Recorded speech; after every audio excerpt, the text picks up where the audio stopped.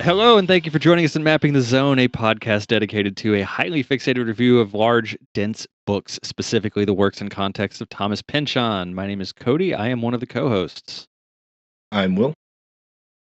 And I'm Luke. Today we are discussing chapter 28 of Against the Day. Unfortunately, Kate could not join us. She is out doing stuff. You insert some cool thing that you want to think she's doing, and that's what she's doing. Have fun with that. Luke, do you have a summary for us? Yeah, I do. So we open with the only time Mava and Stray will meet. They prove to get along, but the very next day, Reef and Stray leave Durango and head to Arizona, where they are set to become embroiled in yet another scheme cooked up by some or another past associate of Stray's. You see, the pair have been chasing any remnants of the Wild West around, never staying in any one place for long, only until they settle for a time in a cabin near Ouray, Colorado. Well, whether he wants to or not, Reef simply has to continue the explosive antics of the Kieselguhr kid. But it's all seemingly fun and games until Stray catches him on the verge of setting off an explosion. So now, sigh, he actually has to be honest with the mother of his child, even if all-out class warfare is surely just around the corner. And indeed, the mountains of Colorado were a battleground at around this time in history, though that doesn't stop Stray from shushing Reef when his strident opposition to all things capitalism boils up around their son. Next, Reef somehow finds himself explaining the actualities of law enforcement to an actual police officer named Burgess. Then we rejoin Reef and Stray as the realities of what would happen to both Reef and Stray if Reef was caught come to the forefront of their minds. Knowing that his days as the Kieselguhr kid are likely numbered, Reef sets out to try and pass the mantle to his brother, Frank. But on his way to Denver to meet Frank, somebody intentionally creates an avalanche that comes close enough to killing him that he now does not need to see his brother, as everyone should think that he's dead. Instead, he needs to return to Stray and his child and tell them he's abandoning them for the winter all over again? Question mark. So instead of wintry domestic bliss, Reef chooses to take on the guise of Thrapston Cheesley III, as one does when one is insane, I guess. Thrapston, it turns out, is quite the social climber and womanizer. So much so that he finds himself following and cavorting or fighting with, also cheating on, and perhaps being financially supported by Miss Ruperta Turpington Groin, a rich English woman who is touring America. I'm sad to report to you that even though Thrapston tries to talk his penis out of missing Stray and into fully embracing his wanton lifestyle, he still finds himself abandoned by Ruperta in New Orleans, specifically in the French Quarter, where Ruperta verbally proves herself to be a racist and a xenophobe. So Reef rolls a spliff and thinks over his current station in life, then introduces himself to the musicians whose music he's just been enjoying. They embroil him into a discussion of anarchist theory, during which Reef meets an accomplished Irish anarchist. This Irishman seems to realize that Reef might be the Kieselguhr kid himself and invites him to stay with him at a flophouse, where other miscreants have been congregating and sharing news about interesting goings-on in Europe. Next, a brief lesson in politics and history, then another brief meditation, this time upon the ideal location for an anarchist utopia. We learn that the Irishman is headed to Mexico and his friend Flacco has convinced Reef to join him in Europe for some so-called tunnel work. We end the chapter with another soliloquy, this time by the Irish anarchist, a sort of goodbye speech that seems to play with the ideas of identity and memory as they relate to absence and death. All right, thank you so much for that. Excellent summary. We'll start with general thoughts on the chapters. How did you guys feel about this particular one? I personally, what I like most about this chapter that makes it stand out, or at least this part of the chapter stand out to me, is really the framing of, I'd say, the first third of it in primarily Stray's point of view. Mhm. because she's a character who we've seen how others relate to her, but we haven't seen her at all, really. And she's got a very interesting voice. Or, well, Pynchon uses an interesting voice for her, I suppose. Anyway, the actual events, kind of like Luke pointed out in his summary, are a little bit confusing. And not necessarily in like a fun to puzzle out way, just kind of well, this is almost a Buster Keaton style antic, kind of confusing. Yeah. Which is both entertaining in the moment, but a little unsatisfying. Otherwise, I don't love this chapter. I think it's doing some important plot work, and it does a lot to develop Reef as someone deeper than just a layabout who likes explosions. But beyond that, and the Estrella of it all, it's nice. It's pleasant. I enjoy it. Luke, what about you? There's some stuff I really like about this chapter. You know, the depiction of New Orleans is very memorable. Yeah. I haven't spent very much time in New Orleans at all, but you know, it does seem to kind of capture the mystique that's there. I mean, I've only been there once when I was like 10, and it was around the Christmas holidays. So, you know, I didn't really do anything super like underground or anything whenever I was there, obviously. But New Orleans does have that kind of reputation where you have to kind of maybe work a little bit more to get away from the touristy areas and find like the real culture. And that, you know, but I do feel like New Orleans does have a lot of actual culture, and that's depicted very well by Pynchon. In this chapter, I mean, I've been in around Ouray before, up in the mountains of Colorado. It's one of the most beautiful mountain towns, if not the most beautiful mountain town, in my opinion. Ouray is. So I did like the beginning of the chapter where they're in the mountains and stuff. I mean, there's a lot. I mean, there's some really great prose in this chapter. Like there always is, but there's still some stuff that stands out to me as some of my favorite stuff so far. And this chapter is just really entertaining on like a page by page, sentence by sentence level. All of that being said, I really struggle with Reef in this chapter and his motivations for doing what he's doing. I mean, I understand the Kieselguhr kid thing where he feels obligated to continue it. I mean, in reality, he is not actually all that obligated, but he seems to feel like he is. But you know, like I didn't get the whole like, so he's leaving Stray and Jesse to go for it seems to be for a while whenever he leaves, and then the avalanche happens. So why does he go back and then just leave all over again? I don't necessarily know why that happens, and I do kind of struggle with just the fact that it doesn't seem super logical. It does seem to fit in with the general Traverse like restlessness and needing to experience new things and stuff, but I don't know. I mean, he's put it like, you know, him and Stray have been together for a long time. They have a kid together. He's basically abandoning them in the middle of the winter, which, you know, and this chapter does talk about how inhospitable winters up in the mountains of Colorado can be. I don't know. So I get frustrated with Reef in this chapter, and as entertained as I am by him and by his antics, I do kind of just disagree or kind of disapprove of a lot of his actions in this chapter. His main actions, I kind of either find them illogical or just not what I would do in that situation, I guess.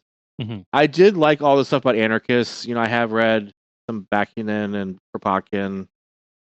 So I'm looking forward to kind of discussing that kind of stuff a little bit. I do feel like, and we'll get there, but the description of the anarchist utopia near the end, that did have some it did kind of evoke to me a little bit Ursula Le Guin and the Dispossessed.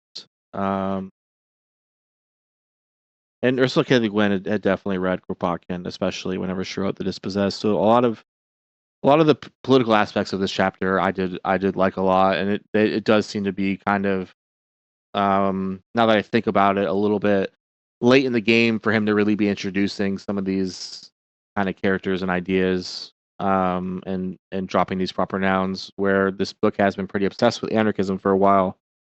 And it's only now that we're really kind of getting into the history of it and the realities of it and all that kind of stuff. So I have mixed feelings about this chapter. It has some of my favorite parts. It also has some of the parts I just find the most illogical. Yeah, no, that's fair. I think both of you raised really good points. I personally like this chapter kind of for the reasons that both of you have mentioned. I think that it's the work it does in setting up Reef as a character is really good. I think especially a lot of the dialogue between him and Stray is wonderful to read. It's very realistic, and I think does a good job of the chapter does a good job of kind of portraying both of them as they are growing throughout the story and their relationships to each other and the sort of imbalance between the two of them, I guess, in that Stray's kind of burdened with all of the work of raising Jesse and Reef just kind of gets to fart around for a while and kind of fuck off and do what he wants to do and then come back and he's welcome back when he does. It's like you said, Luke, it's frustrating because I do laugh at it because of the anticness of it and the silliness of some of it. But at the same time, it's maddening because, this is a grown man with a child that should be taking care of that kid and helping his wife. And he's just, farting around in New Orleans and having a good time there. And, yeah, the description of New Orleans is wonderful. I've not been myself. New Orleans is one of those cities that I have very, very much wanted to visit for a very long time and just haven't gotten around to making that happen. Um, but at some point, I'm hoping that will be able to finally change because I think I think it was Luke that mentioned it as it's that kind of city where there's a lot of touristy stuff to do, but if you can get past that and really explore the richness of the culture in the city, you can find a lot of really cool stuff and make a more memorable sort of visit out of it. And I like cities like that. So that's something that I've kind of always held in the back of my mind is my ability to get there one day. Um, and then yeah, as far as we'll talk about this obviously when we get to that section of the chapter, but the whole thing with the anarchists finally we're 350 some odd pages into the book and we're starting to get some kind of big names as far as anarchists in American history and European history. Um, I do think there's a little bit of a reason that it's taken so long to get there. We'll talk about that when we get there, but let's kind of pull back and rewind. With the opening of this chapter, this kind of discussion that's going on between Stray and Reef. Was there anything that stood out to either of you about this particular section, about this conversation between the two of them? I was disappointed, honestly, in Yeah, the really. conversation between Stray and Mava. Honestly, you don't get really anything, and you'd expect there to be some kind of real scene, and all it is well, essentially a meet cute, but for a potential. Wait, are they married yet? They are married, right? I believe so, yeah. Yeah. Okay. Other than a daughter-in-law and mother, it's entertaining. But I wish I liked it more, Yeah. Wish it was a little deeper. I'm with you, and thank you for mentioning Mava because I crossed wires there. Yeah, Stray and Mava. But yeah, no, I'm with you. I do wish that was a little bit more fleshed out. I'm kind of curious if there was something that maybe had been written earlier and just kind of got um, left on the cutting room floor, so to speak. It does feel underdeveloped and like there could have been more there, but we have what we have, and yeah, it is a little bit underwhelming, unfortunately. Yeah, the only thing I really got out of it, other than I wish it was longer, like y'all, is that the Mava asking Stray about like her family and how she might know some part of her family or something. How Mava might is very like mom in pension novel like coded like Inherent Vice. Dr. Portello's mom starts asking about Shasta Faye's heritage and whether or not she might know like some like distant cousins of hers and stuff. I think it might happen in Mason and Dixon. I forget the character who does it, and I think I might have chalked it up to it just being like English people trying to figure out like class stuff, but in Mason and Dixon. But I do think it's a recurring theme, a recurring thing rather, where mom characters will ask about these kind of things. Where like I know somebody with the same last name who lived nearby, like that kind of stuff. But where they seem to kind of repeatedly do that in pension novels. And it does make me wonder where that comes from and why he does that. It's not like, something I'm gonna write a paper about, but it's just, I don't know, an idle thought I had that is kind of interesting. Mhm. Do either of you have any thoughts on what they are doing and with their lives essentially at this point between the pimping and um, the gambling that Reef seems to be running through and the sort of life that they've set up for themselves as the chapter opens? I mean, it's kind of weird, but they seem. I don't mean that their lives are weird because honestly, this is probably not a terribly uncommon Yeah. way to spend your time. Yeah. But it's kind of weird that they do seem like more or less fine with it. Mhm. Once Stray figures out what Reef is doing when she thinks he is, off gambling or, you know, being bad at selling himself, I guess. Yeah. Um, but aside from what one would assume exist as petty squabbles, they seem happy, which is very strange. It's just an odd scene. And it might say something about, Pynchon being raised by the Beat generation, right? Mhm. Spiritually. But it's also just kind of a curious choice because the other characters who live in these super bohemian ways in his other books aren't universally framed as like loving it. It's just these two Yeah. do. And I think the reason for that might be that in this particular time and place, they're probably making decent money. Whereas if you flash that forward to like the 60s and 70s and 80s even, the fun times in quotes would be there, but there wouldn't really be much in the way of like a financial gain to be had from it enough to support yourself very well.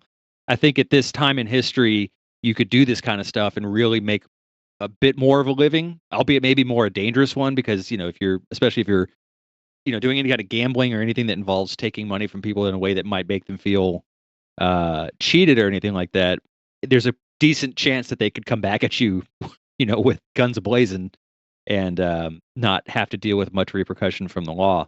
But Yeah.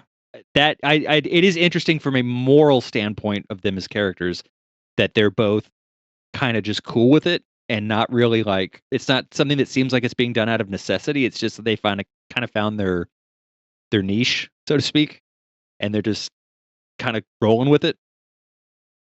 Yeah, and I did think, what about Mason and Dixon? What about the characters in that who live slightly lives more in this general direction? And there's like one or two, and like they're Mhm. talked about vaguely in the distance. What? Why did I press? Whatever. Anyway, but like that, maybe it's kind of the flip side of that, right? Before the era of early American culture, or bef- outside of places that are that kind of pioneering frontier, you don't get the opportunities for a a lovely couple of up morally upright and more or less decent people Mhm. just being pimps trolling around the country. I don't. Yep. It is just odd. Yeah. There's a lot of details I find very interesting and entertaining, like the stuff about the camels. Mhm.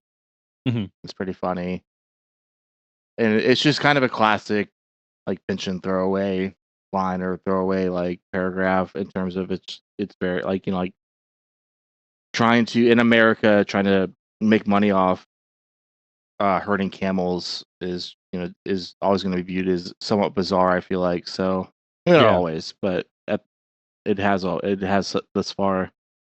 And I like that. Like I don't know. I say I actually kind of dislike that Stray's friends are all seem to be like all these people seem to be like her past lovers, and like Mhm. they all get them in trouble more than Reef's friends do. Which I found kind of a useless detail. I don't know. I like Stray a good amount, and like like Reef in this chapter kind of frustrates me as we've been over.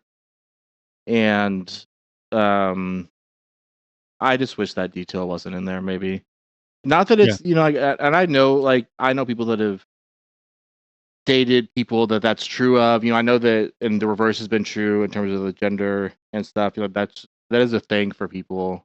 It's just I feel like there's no reason for it to be in here, in my opinion. Yeah, That being makes said, sense. there's a lot of other details I like a lot. So Yeah. Well, and I think for me, like I said earlier, part of what really draws me into this chapter is a lot of the prose that he uses, and where it begins for me. There's a really long section I wanted to read, unless if this is someone's quote, stop me. Um, but about just under the middle of page 359. That was how for years, all through that quarter of the continent, they had fought, fled, beckoned, resumed. If you took a map and tried to follow them over it, zigzagging town to town, back and forth, it might not have been that easy to account for, even if you recalled how much better than wild it had been not all that many years ago out here, even with the work days that you had longing for the comforts of territorial prison. Yes, hard as that. When wherever was going to become yours, your land, your stock, your family, your name, no matter how much or little you had, you earned it, with never no second thoughts as to just killing somebody, if it even looked like they might want to take it. Maybe a dog catching their scent coming down the wind, or the way some trail hand might be wearing his waterproof, that could be enough. Didn't matter. With everything brand new and the soldiering so hard, waking up each day, never knowing how you'd end it, cashing him in, being usually never too distant from your thoughts, when any ailment or animal, wild or broke, or a bullet from any direction might be enough to propel you into the beyond. Why, clearly every lick of work you could get in would have the same mortal fear invested into it. Karl Marx and them, well and good, but that's what folk had for capital back in early times out here. Not tools on credit, nor seed money courtesy of some banker, just their own common fund of fear that came with no more than a look across the day arising. It put a shade onto things that parlor life would just never touch. So whenever she or Reef pulled up and got out, when it wasn't mind simple getting away in a hurry, it was that one of them had heard about a place, some place, one more next to last place that hadn't been taken in yet, where you could go live for a time on the edge of that old day-to-day question. At least until the Saturday nights got quiet enough to hear the bell of the town clock ring you the hours before some Sunday it'd be too dreary to want to sober up for. So in time you had this population of kind of roving ambassadors, places like that were still free, who wherever they came to rest would be a little sovereign piece of that faraway territory, and they'd have sanctuary about the size of their shadow. Um, it's just that is a beautiful scene setting paragraph that he uses to describe the challenges and the benefits of living in this time and in this area, in this part of the country, this newly developing area where literally everything is up for grabs. To back that up, everything that they could see was up for grabs. A lot of it was already, territory of the native people who lived there, but who gave a damn? They just wanted to take it and it was theirs for the taking. Um, but that idea of just everything you have can be taken away from you in a moment if somebody just thinks you looked at them wrong. And everything that you've worked towards earning and having and and that gives you a sense of being can just be snuffed out that quickly, but it can also be obtained that quickly. But it's all this dependency on being in the right place at the right time, or on the other side of that coin, being at the wrong place at the wrong time. And it does such a really good job of setting up the life that Reef and Stray are currently living at this part of the book. Well, and it is a really interesting contrast to the reference of Marx and the more intellectualized theories, because it really is getting at a lot of the central issues of those theorists that come up later in this chapter, and Marx and plenty of other people. But it's getting at it just purely from the standpoint of, like, what is it like to be a person who lives not just at the whim of, the universe. A boulder could fall from above and crush you at any moment in the Rockies, but also, you know, just life, just life. What every other person around you just could kill you, and that's the foundation of these things, at least according to Reef. Although I read this initially as coming from Estrella's standpoint. I do find it interesting that they do like that they're kind of chasing the past in some ways in that paragraph, where they're obviously there's an aspect of it where they're chasing freedom and uh I don't know. It does kind of remind me of perhaps like a hippie like in the '60s, late '60s, and in the '70s, like searching out places where like moving around America, maybe you're moving around the world even to find places where like little pockets of the '60s might still be alive or something, or like people trying to keep a dream alive in that way. That I really like. That makes me just kind of nostalgic in general. And that I don't there's something I don't as joyous as they seem, I feel like there's also kind of this as y'all have already come in over, there's this underlying kind of sadness maybe. I don't know. No, I think you're absolutely right with that. I think that there is the sort of happiness and I don't wanna say exuberance because that's probably too strong a word there, but the the comfort with which they're depicted as having this life is sort of a veneer that's just barely covering the sort of simmering discontent that they have, not only for the reality of their situation, and I think a lot of that obviously is due to the fact they have a baby now. So that kind of as someone who has kids, like, you hit a point where when you have kids, you kinda have to slow down, ideally, and shift your focus to that, and I think Stray at least, wants to be able to do that, and she wants to be able to she mentions later, that she wants to be able to settle down and have a place where they can actually put roots in and not feel like we're just here until it's time for us to go somewhere else. Well, I'm not sure I'd read. I mean, I think I was the one who started in the conversation saying that they were happy, but I mean, to me, I don't read this as this kind of scene as them being super happy. Just more that they are in a stable pattern of their Right. lives. They're okay with They're it. They're not. Yeah, Yeah. and so I think it's I don't know if it's so much a veneer as it is like it is contentedness in a way. And the tricky part is what is it that makes Stray feel like she does want to settle down, right?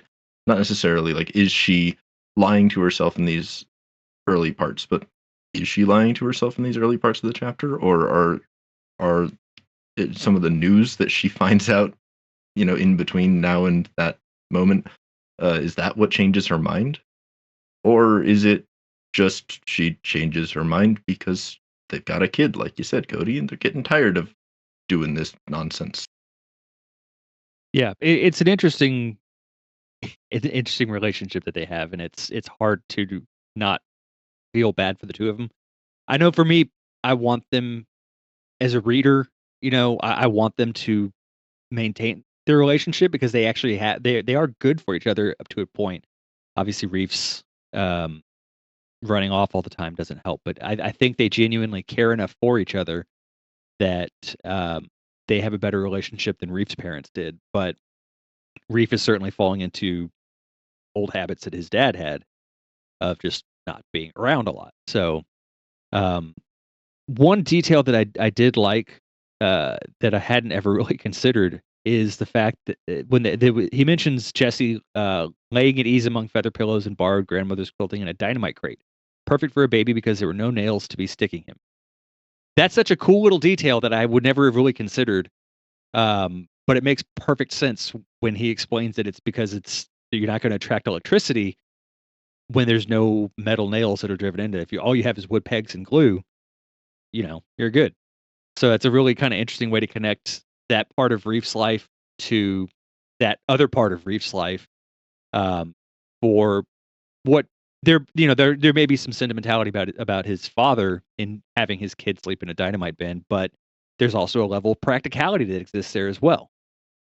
It's small details like that that do remind me of One Battle After Another in some ways too. But like Vineland is not super heavy on the revolutionary violence, whereas this book, especially in this chapter, seems to be addressing it a lot more directly. And Paul Thomas Anderson could have put something like that into One Battle After Another, and it would have fit in a lot of ways. Mhm. Um, and I did mention that, like that Against the I do feel like Paul Thomas Anderson has probably read at least parts of Against the Day, if not all of it, just especially after watching One Battle After Another. I get the feeling he's probably read all of Pynchon's books at this point. Yeah, there was something I saw at one point where like it was a quote from a long time ago, but I think whenever he made Aaron Hammer Vice, he hadn't read like everything yet. I could be wrong about that though. That's something I'm taking that from somebody off Reddit who quoted him. So, But no, I agree, Luke. Earlier in Against the Day, or at least until now in Against the Day, there have been a couple of points where I've just thought, okay, this went into one Paul Thomas Anderson movie, one or another. Yeah. It is interesting, the dynamite crate thing, because this little subsection ends, and then the next one starts with, it had never been Reef's intention to be part of any outlaw dynasty, and thought I was entitled to a regular human life like everybody else, was how he put it. Which, it's one of those things where sure you do, because I think the dynamite crate is in a very symbolic way that I don't normally like interpreting Pynchon with, but I think is really on the nose here. Like, your father gave you the tools to be a good father. Yeah. He might not have been a good one, and you might feel this other obligation, but you are ultimately making the choice, Reef. You have this option. Yep. This is sure, maybe in Against the Day, in the world of Against the Day, he is literally being haunted. In which case, I can't judge the man. However, it feels like it's as likely to be one of those things where if you feel real guilty for it, then the ghosts might appear, as the other way around. Yeah. I do like the detail that that Reef and Stray stay silent so that I think that Stray is just kind of playing for time here. Mm-hmm. That's why she doesn't directly address it, is that she knows that whenever she does, that Reef's likely going to contradict her or disagree. If in a very, and that's all imaginary, like a little conversation they have, but it is a very, Reef, if that's a typical interaction between Reef and Jesse, then Reef seems to be at least good with kids and interested and likable. So Yeah, and so from there, we have a brief little kind of scene that shows a little bit about Reef and the choices he makes, the danger he puts himself into, and how that's impacting and stressing his relationship with Stray. And they have a little bit of a back and forth. She expresses concern that his doings, his playing with explosives is going to get him killed. Specifically, that it's going to get him hung. I was curious if either of you had, because I couldn't parse this out for the life of me, and I'm wondering if this is just a simple thing that I missed. But the quote, "This must be how a kid talks to his woman." Is there a reason K is capitalized in kid? Is it hinting at her knowing about the Kieselguhr kid, and she's kind of throwing that at him in a way to sort of hold it over him, or is there some other reason that would be capitalized? I do think that it's meant to be. She's basically saying this must be how the Kieselguhr kid talks to his woman. I feel like woman is capitalized because it's like, she would be. Not only do we eventually get to the fact that she would be also implicated and perhaps hung because she knew about it, but also just that I get a kind of weirdly like archetypal thing out of his capitalization of the W in woman. It reminds me of like Wonder Woman or something, but it's not obviously a direct reference to that, but it's just something like that, where it's like she's like she's on the same level or just as implicated as the Kieselguhr kid would be.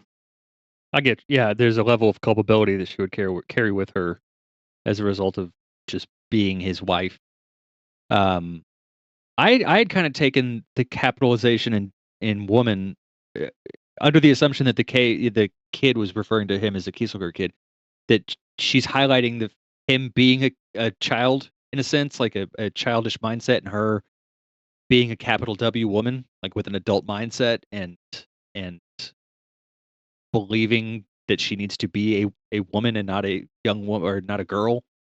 Yeah, I mean, so we know that Reef likes pulp paperback westerns. We know that he is a fan of the common the common works of fiction, because that's the phrase that needed to go in that sentence.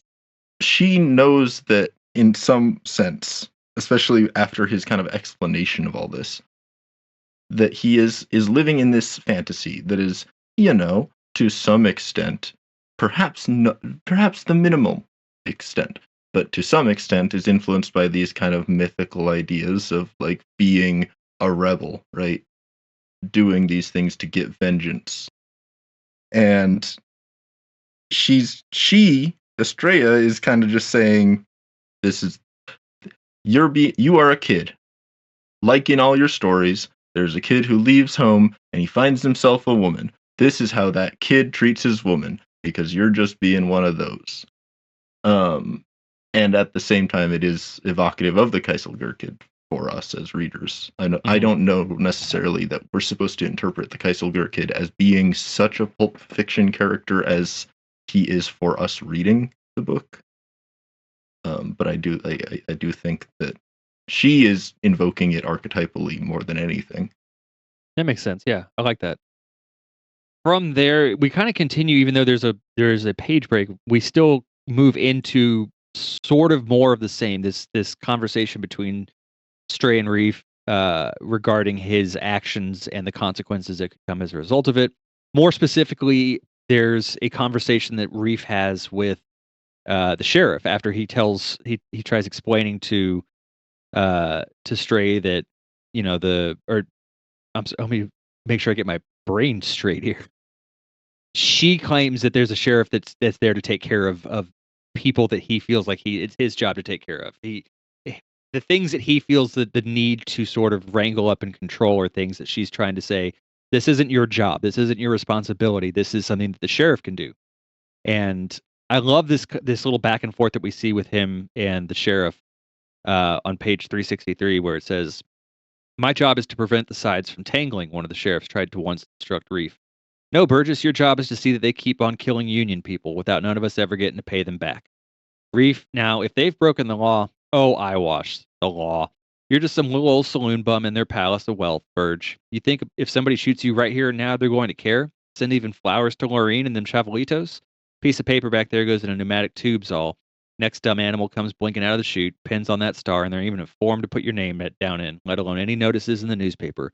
Call that law enforcement if you like, of course."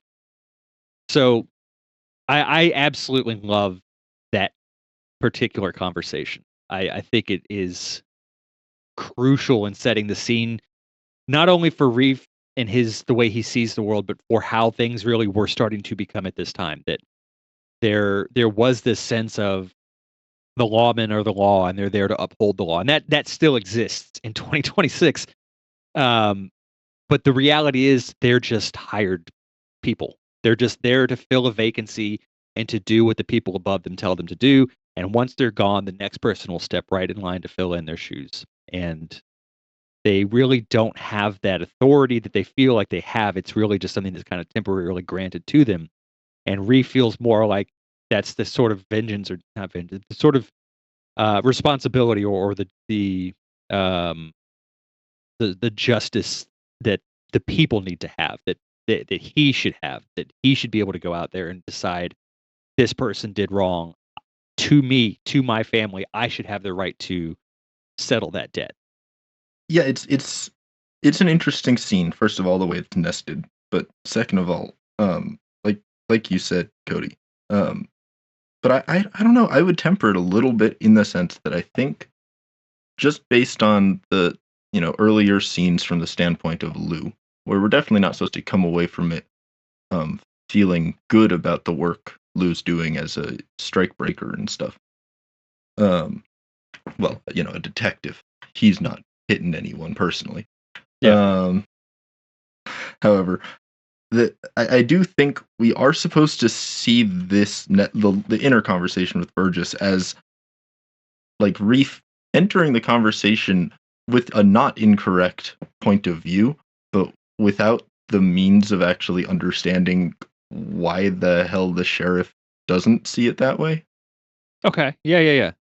Because he really, Burgess, the way he's framing it is like we are reading it with the lens of Stray saying, well, they're going to enforce the law.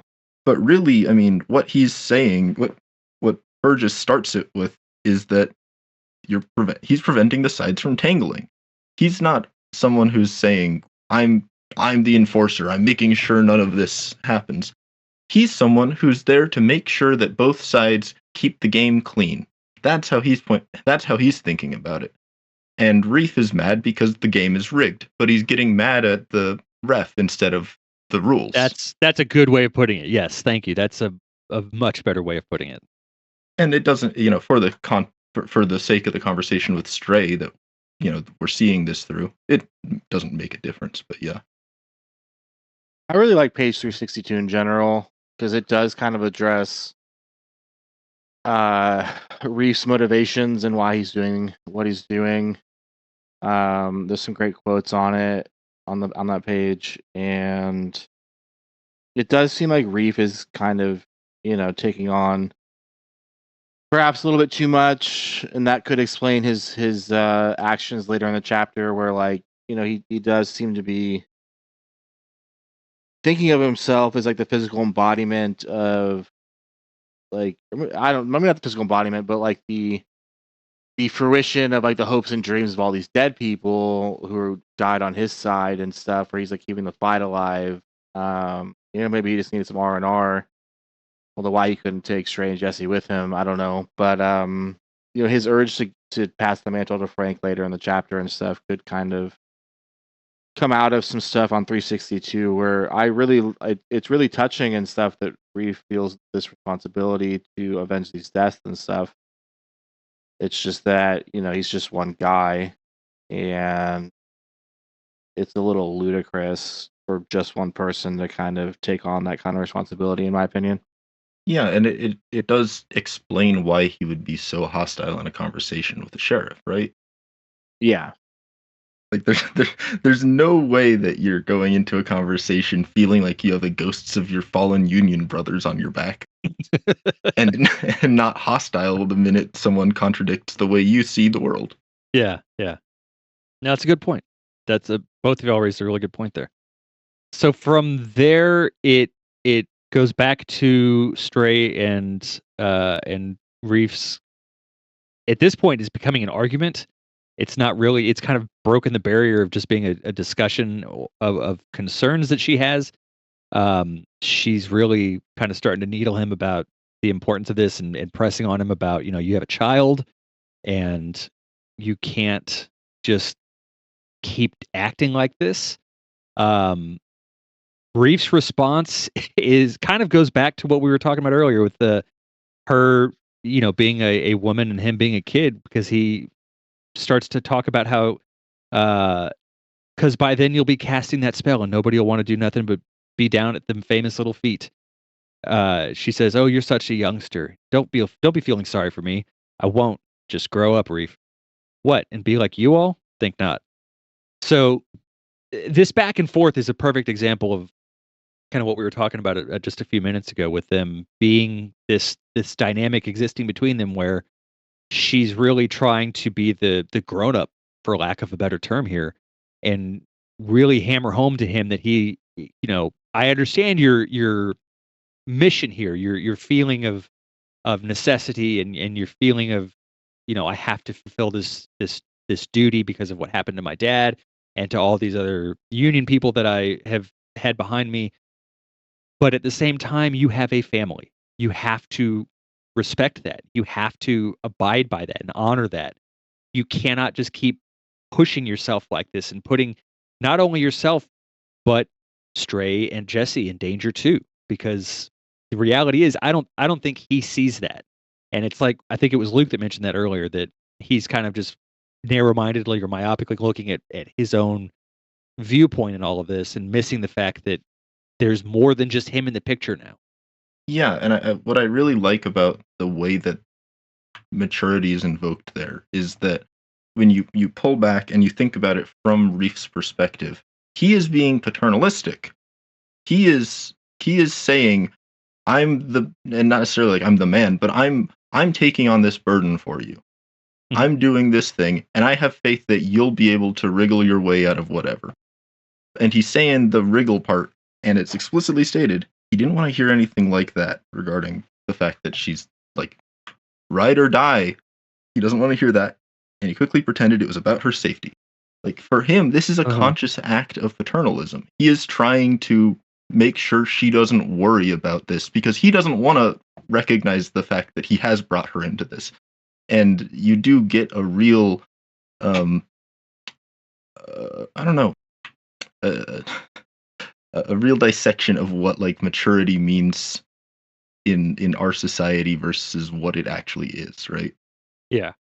There's 2 lines on 363 I really like. The first one is, "You don't know what crying looks like," Mm. Mhm. Mhm. which is just pretty I find that funny, or even if I was arguing with somebody and they said I would hope at least that I wouldn't say stuff like, "You don't have to start crying and your face gets all red," but I just love that retort, I guess, by Stray, Yeah. and then the last full sentence of 363, which is what a man gets for opening his heart and sharing his feelings.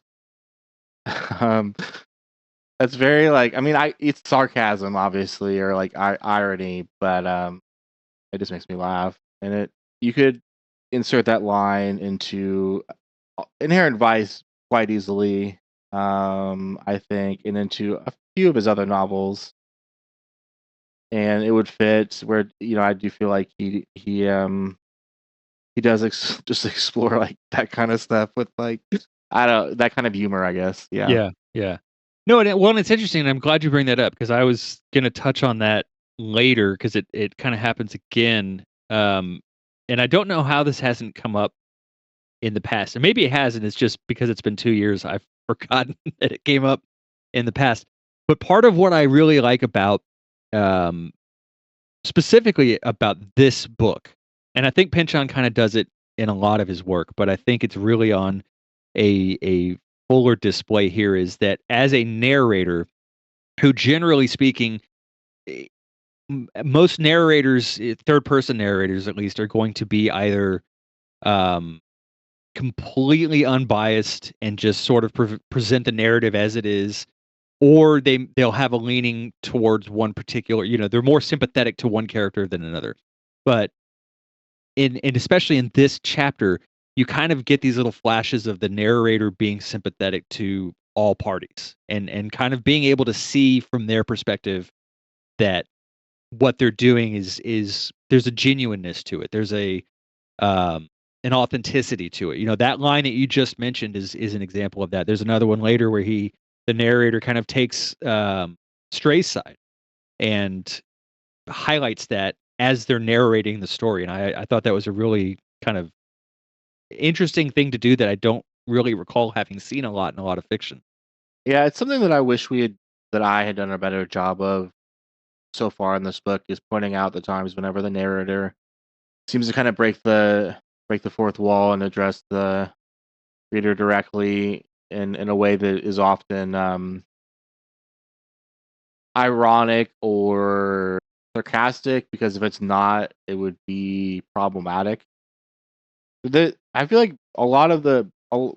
maybe all of the Western chapters so far have at least one line like that where one of them was about like how all women, whether they'll like admit it or not, or something like love bad boys or something like that, and so other things of that nature have been said by the narrator in a way that I don't believe that Pynchon himself really believes that. I think he's just kind of joking and or Right, kind right. of meant to like it's meant to inspire like a feeling of you're in a bar and the person's drunk and they're just saying all this stuff to you that's like kind of cliche toxic masculinity stuff. I don't know.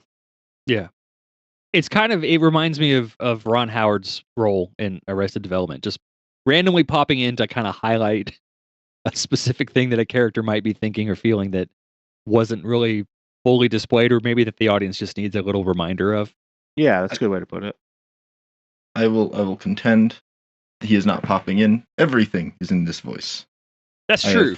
I have way too Yeah. many thoughts about this particular thing, and if I try to voice them, it's gonna sound like I'm mad at y'all for some reason, and I'm not. It's just this is one of those things that I think is really hard to talk about, and I've spent way too much time thinking about it. Yeah, I got you. But yes, I agree. It's a fun thing that Pynchon does better than almost any other author.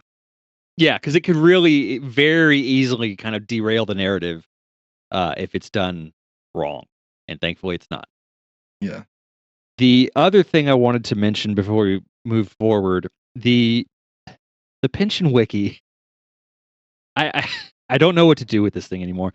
They make a comment when Reef makes a comment about being down at them famous little feet. They refer to Pynchon as a self-respecting foot fetishist, which is gross. I'm not here to yuck anyone's yum, but please don't. No.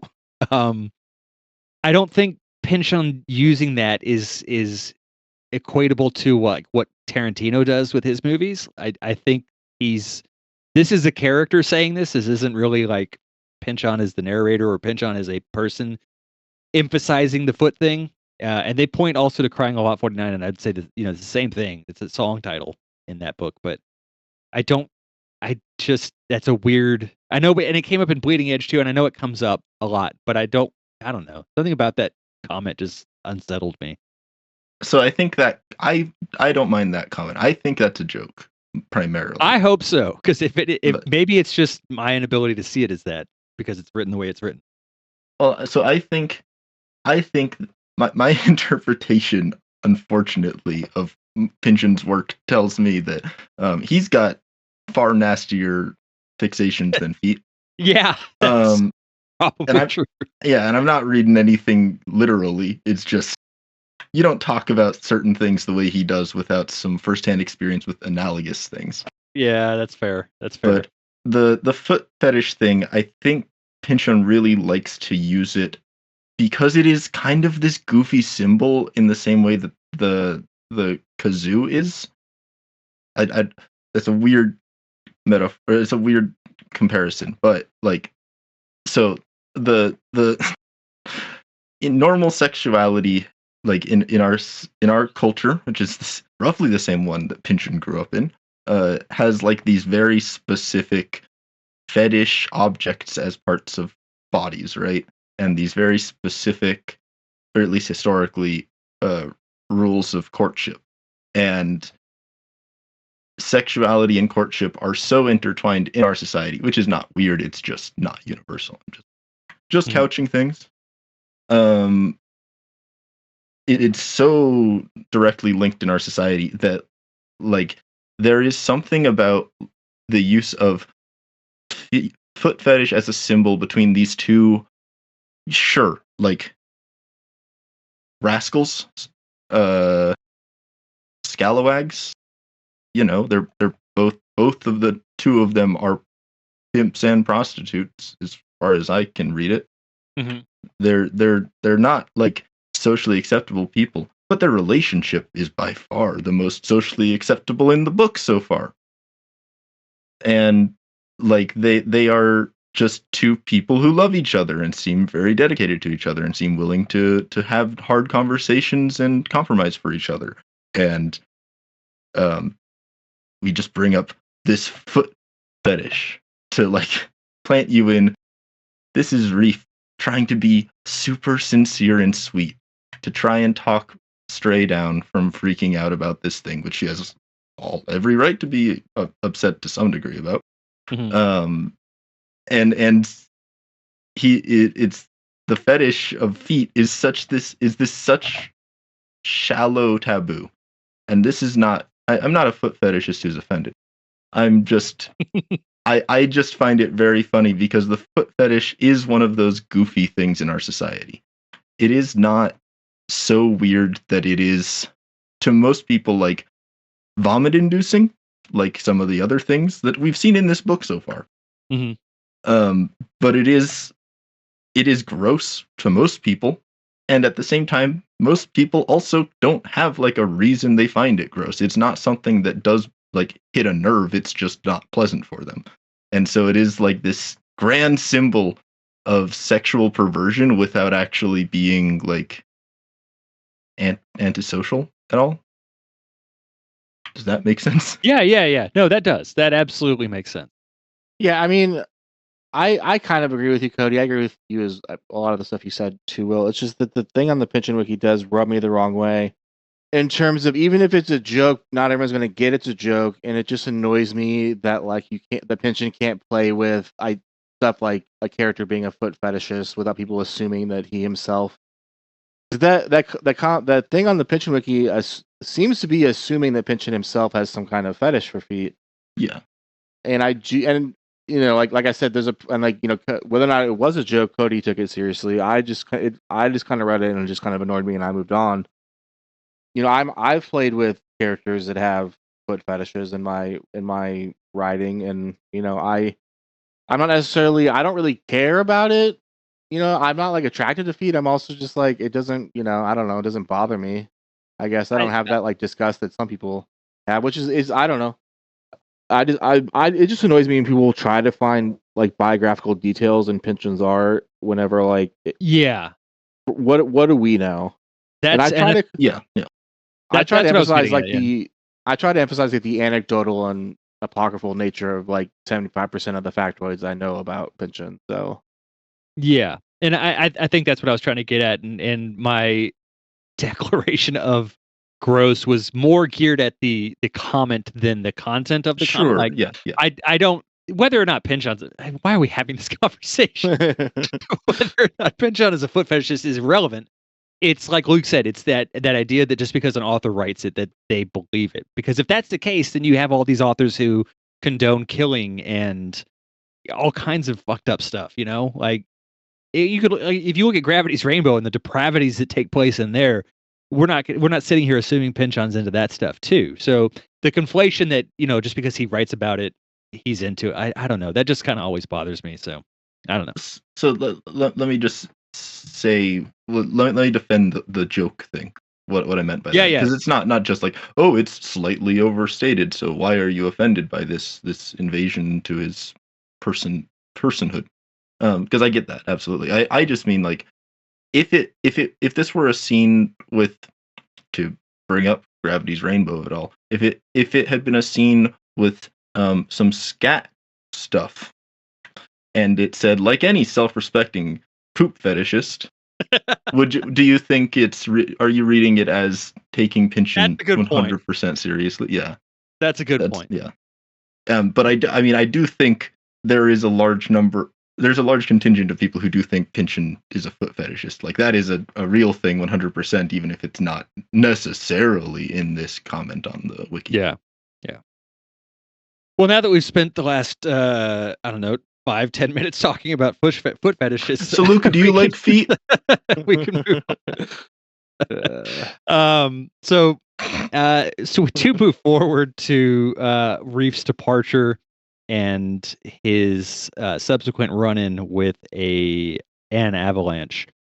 I found this particular section, if I'm just sticking to 364 and 365, which for the time being I will, is beautifully written. His description of the environment that he's riding through is absolutely stunning. His description of the avalanche itself is wonderful. These 2 pages were just a joy to read as far as like scene setting, really. Yeah, I love the return of the I guess it's, words are leaving me today. I'm sorry. Me too. The return of the motif of the like various geographical features in their names. Mm-hmm. And the way that this is such a flip side of the South Pacific naming, where like these are adorable reasons to name valleys. Well, maybe not adorable reasons to name them, but adorable things they're being named for. Yeah, and I admittedly spent more time than I should have trying to find out if there was a real Bridget McGonagall. There are. They're not in any way related to this book, but they do exist. The depiction of the avalanche especially is really well done. Do you want to read that section real quick? Or is that somebody's quote? I can, yeah. Here she came, The soul-smiting roar, quick as that, grown to fill the day, the bright cloud risen to the top of what sky he could still see in that direction. All down here suddenly gone into twilight, and him and Baraska dead in the path. Nothing anywhere close enough to get behind. Baraska, being an animal of great common sense, let out with a hell with this type of whinny and began to move out of the area quick as he could. Figuring the colt would do better without a rider's weight, Reef kicked out of the stirrups and rolled off, slipped in the snow, fell, and got up again just in time to turn and face the great descending wall. Later, he would wonder why he didn't head downhill quick as he could and be planning how to try and swim his way up and out if he stayed alive that long. Somehow he must have wanted to have a last look, and what he noticed right away was that the slide now, actually, was running in a slightly different direction, angling more to his left, and not as fast as he thought at first either. Afterward, he calculated that what saved him was the weather, unusually mild that week, almost like spring, making the slide just wet and slow enough to have formed a snow dam someplace in it, and some providential snag in the terrain that steered the whole giant concern away from him by just enough. Known to happen. Everybody up here had an avalanche story, covered then uncovered again, being a favorite among countless occasions of miracle.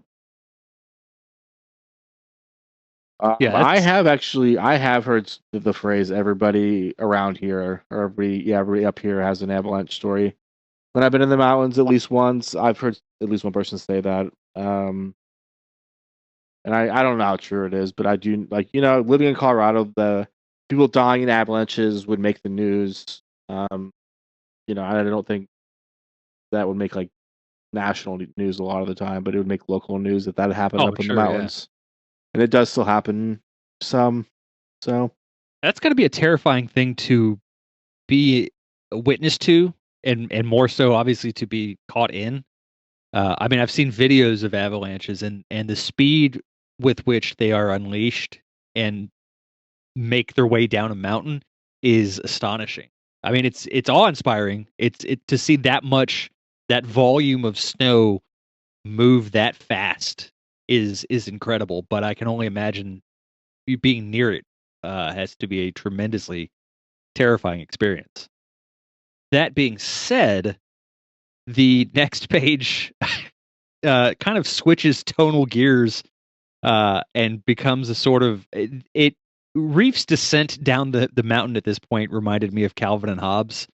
Anytime there was a sled scene between the two of them, 366, it says Reef unlashed his waterproof, folded it into a rough sort of sled, climbed onto it, grabbed a hold of his hat, and trying hard not to scream, slid up and over the edge, down the steep white unknown, with some dim thought of steering so as to cross paths with Baraska, praying as much as he ever did for no hidden rocks to be in the way. Approaching the trail below, he guessed he might be going a little too fast and had to put out a foot, in fact two, finally roll off and over onto his side to brake himself. As it was, he nearly overshot the roadway and went off the next ledge, which was really steep, you might say vertical. But he managed to stop before the overhang and roll about 6 or 8 feet down a little bank slip and onto the trail. He lay on his back for a minute, looking up into the sky. Baraska, coming along, was eyeing him curiously, but not that amazed to see him. Such a fun little paragraph that describes, after witnessing this horrifying event, Reef is able to just have a good time until he almost bottoms out at the end of this thing and kills himself. But everything's okay, and his faithful companion comes along to just be like, "Are you ready? Can we go now?" Well, and that's a great paragraph to highlight something that I don't think is often appreciated about later Pynchon, is the development of his action writing is just so much more coherent. Like the broader image of what's happening here, him getting in this avalanche and making the decisions he does, is a little confusing, but what's actually happening in the moment is very clear, which I'm going to be honest is not true with those early books of his. You're doing a lot of work in hindsight from like having finished products explained to you. Whereas here, you're following it along. You're kind of seeing what Reef is seeing.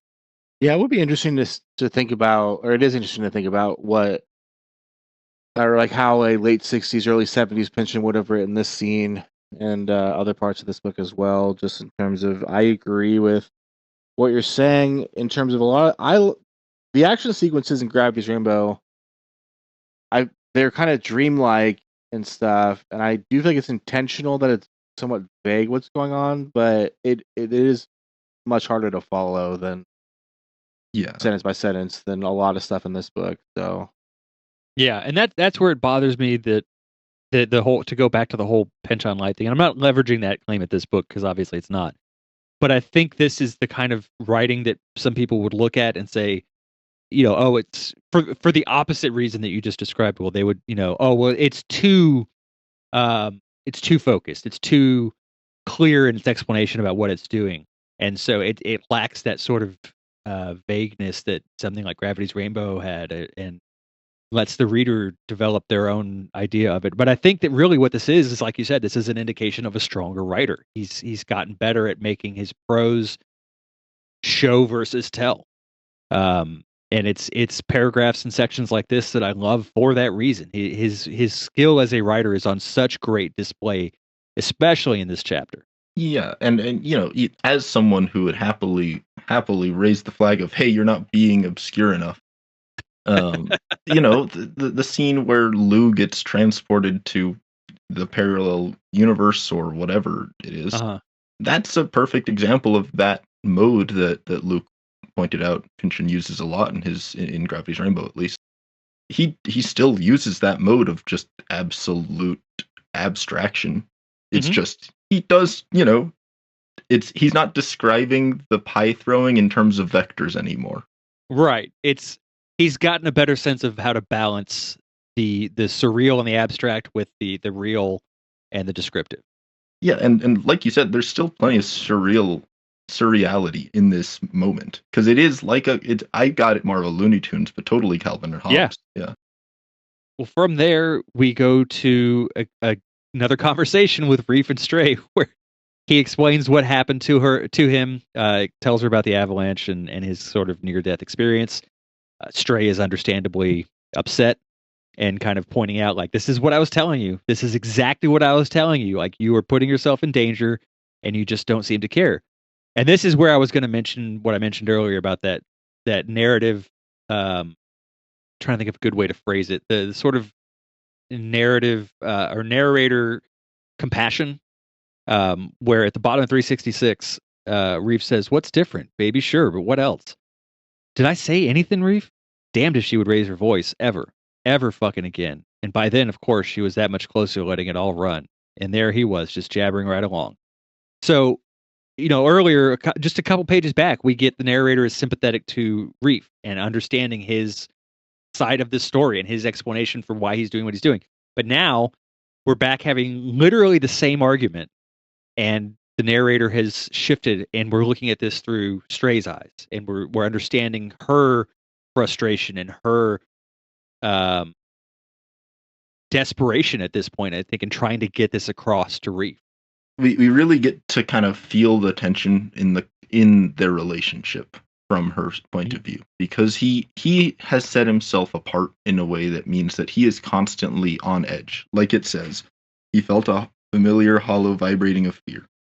And she's sitting there saying, yeah, I'm scared too. Why do you think I'm mad? But this is not a solution, and all he can seem to do is double, triple down. And she's there saying, I don't know where my limit is. It's not right now. It wasn't yesterday. It's getting closer. I don't know where it is. And it's done in such a subtle way, because it would be so easy to write this in kind of the way that I think is more stereotypically done when, an author is trying to depict a parent leaving the other parent and the child for less than good reasons. You usually end up with like the character who is on the side of the more reasonable approach, or the more meaningfully mature point of view, being not necessarily like naggy, but being confrontational in a way that I don't think is very realistic, or is very interesting. Mhm. But here we just get like actually her thinking, look, it's gonna be what it's gonna be. I can't make him see reason. If I'm still here when he gets back, then we'll see what happens. And it says all that without actually phrasing it that way. So again, tension being obscure, 2 thumbs up. Reef doesn't seem to realize. I mean, I forget how. It's probably good that I forget how the relationship is from now on. But Reef doesn't seem to realize that this. I mean, this seemed to me like like he was saying, like for her, he's saying goodbye forever, even if he doesn't necessarily think so. Some of the language in the small like 3/4 of a page seems to point to the fact that she's not going to put up with this shit from him anymore. His lack of awareness of that I find interesting.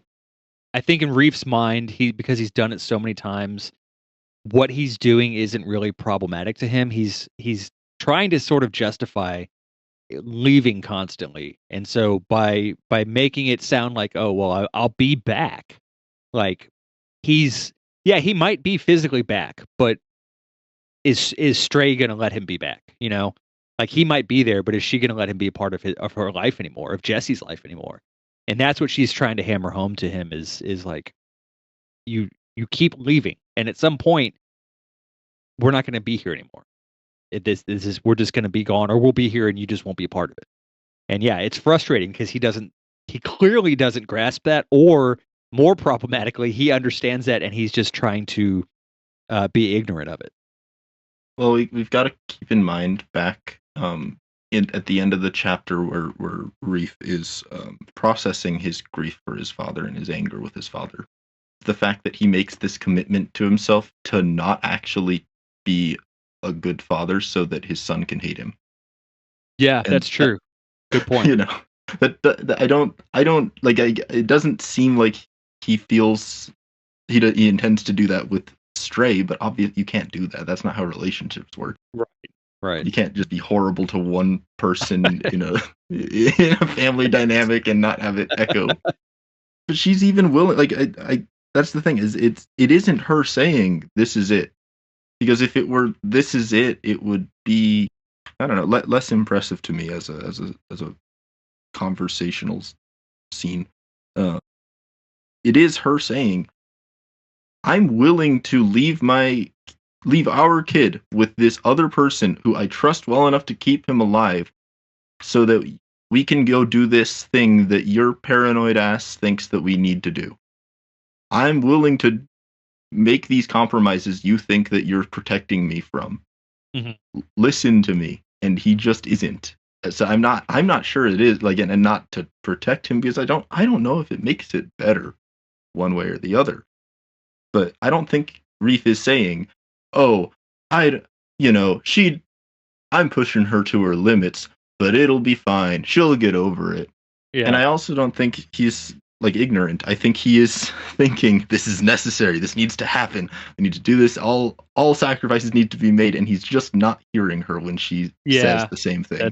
It's all part of the plan. Yeah. It's sad.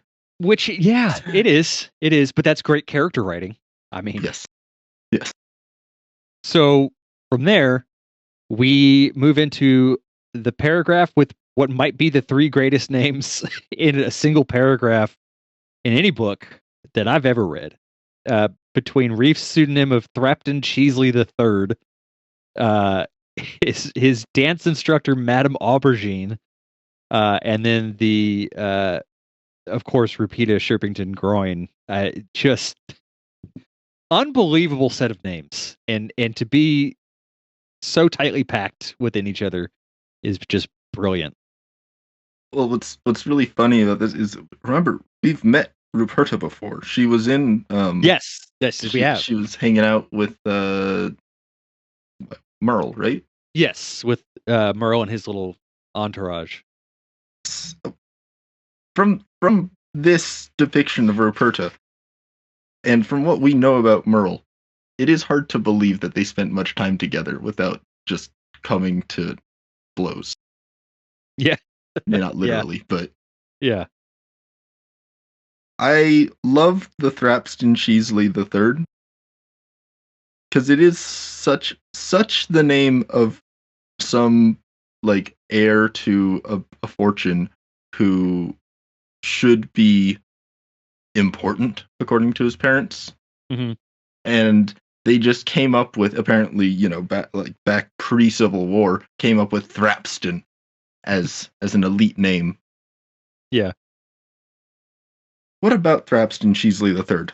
Is this as genius of a name as it seems to be? Because Thrapston is just so silly that it feels like something a rich person who learned how to read when they were 25 after they'd made their fortune would name their child. And Cheesley, as a fake last name, is, on one hand, he's trying to be rich, so it's Cheesley. Cheesley, yes, of course. But also, it is the kind of thing where if you say your name is Cheesley, no one's gonna challenge that. Right. Like, they'll assume they misheard you. Well, I think that's the brilliance of the name as a pseudonym, especially because you can make a name that sounds very real, and at some point someone might be like, I don't know, that sounds a little bit too on the nose. But if you make up a name that's so batshit crazy that people are like, well, he's not just Thrapston Cheesley, he's the third Thrapston Cheesley. I mean, there has to be some lineage there. This person, I take their word on anything. Their word is bond at this point, It's an interesting pseudonym for sure, especially the third. I mean, as I mentioned last episode, I've been reading a biography of James Tiptree Jr., which was the pseudonym for Alice Sheldon. And there's a prolonged discussion of the pseudonym and its implications to people, because like, it wasn't clear that she was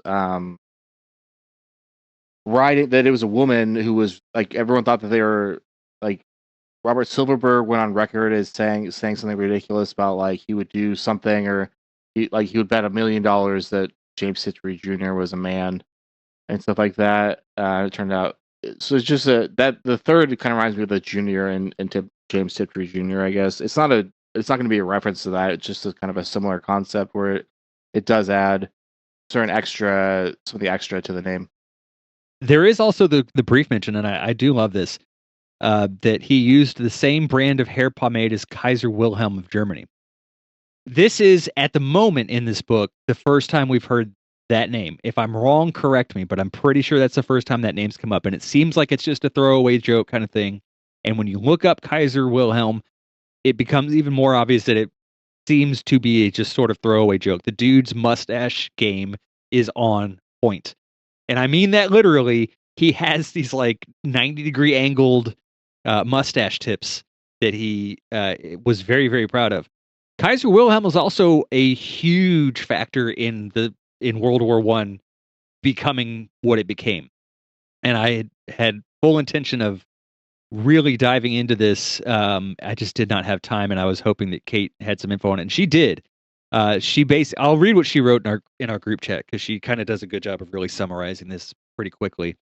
After Bismarck, he brokered the Berlin Conference, was dismissed from the government. Wilhelm took over the work he had done to build Germany into a massive regional power in the Great Game by strengthening the military.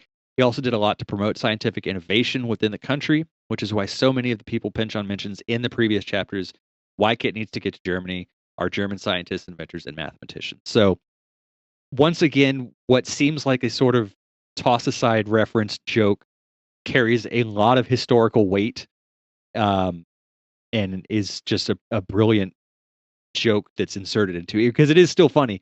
I do encourage you to go look up Kaiser Wilhelm, because, again, dude had a mustache and it was wild.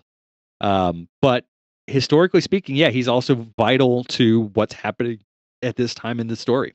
Go back to the Cheesley thing, just one real quick. It's so close to the word cheesy. Yeah, Is another thing. It's very on the nose, I guess, but that's another thing is, and cheese obviously comes up in Shadow Ticket, and that's if somebody were to be like, my pseudonym is Thrapston Cheesley, or you change it to like Thrapson's like Cheekly or something, it would be like, oh, that's a very easy name. I don't know. Yeah. But yeah. Did y'all on 367 the paragraph of dialogue that didn't scan as East Coast to me? It scanned as like very like Southern gentleman. Yeah, the And dear like Mrs. Trepperton Groin. Yeah, yeah, very. almost like Foghorn Leghorn. Yes, A yes, little that's bit. how I read it too. Yeah. Dear Mrs. Chirpington Groin, you mustn't be too upset with me, though I admit I was naughty down in the kitchen there with that little yup toy and so forth, but you simply must forgive me, for what could one undeveloped lotus blossom mean to one who has spent even a moment in your own company enchanting desirable Mrs. Chirpington Groin? Brilliantly read. You need to do the audiobook for He's this. a nerve case. Gotta remember that. Yeah. He's gonna be nasally, trying to imitate people on the radio. But no, I do think you're not wrong. It's not an accurate like picture of upper class East Coast language, it's quite funny as a result. Yeah. Because it sounds like someone trying to be super high class, kind of generically. That's a really good way of putting it. Yes. And then I also love the description of Ruperta here right after that. Yeptoy herself waiting by a huge ice machine among a row of oriental ice girls in abbreviated sequin get-ups, her painted face a porcelain mask and the naphtha light streaming from somewhere beneath, gazed, sucking at a scarlet fingernail, failing to look inscrutable to any but the habitually dismissive, such as Ruperta. The first thing that came to my mind, the specific mention of her painted face, a porcelain mask, and the naphtha light streaming from somewhere beneath. I don't know if either of you are familiar. Luke, you might remember this because this would have been around the time I think that you would have been around the same age. We're close to the same age. There was a, as seen on TV, de-aging mask that existed in the early 90s, late 80s. It was the Rejuvenique facial mask. It is a nightmarish product that literally gave me nightmares. I remember this. Yeah. And it had, I'll post a picture of it in the chat, but it had a light that went underneath it too, and so it was just that much more unsettling when you would see somebody on the TV wearing it, because it's this sort of like Michael Myers-esque dull, like lifeless face that exists. But I don't know. That's the first thing that popped into my mind, and it made it this like, I know the intention was to be, to make it kind of funny and playful. And maybe he's referencing this stupid ass mask too. I don't know. But that's where my mind immediately went. Have either of you been around people who have the demeanor that is being described that Ruperta has there? I have not had the pleasure. It's not, they're fine. Luke, how about you? I mean, the failing to look inscrutable to any but the habitually dismissive, such as Roberta. Yeah, I mean it's I don't know if I could describe it any better than Pynchon does, because I was gonna say I have. Dear Lord, this is a perfect way to evoke that. There's a kind of person who does think of themselves as so mysterious, so clever and above it all, who is, it's not necessarily an intelligence thing, however you want to think about that phrase, but it is like just a thing where these people think that they are embodying an archetype. I am the temptress.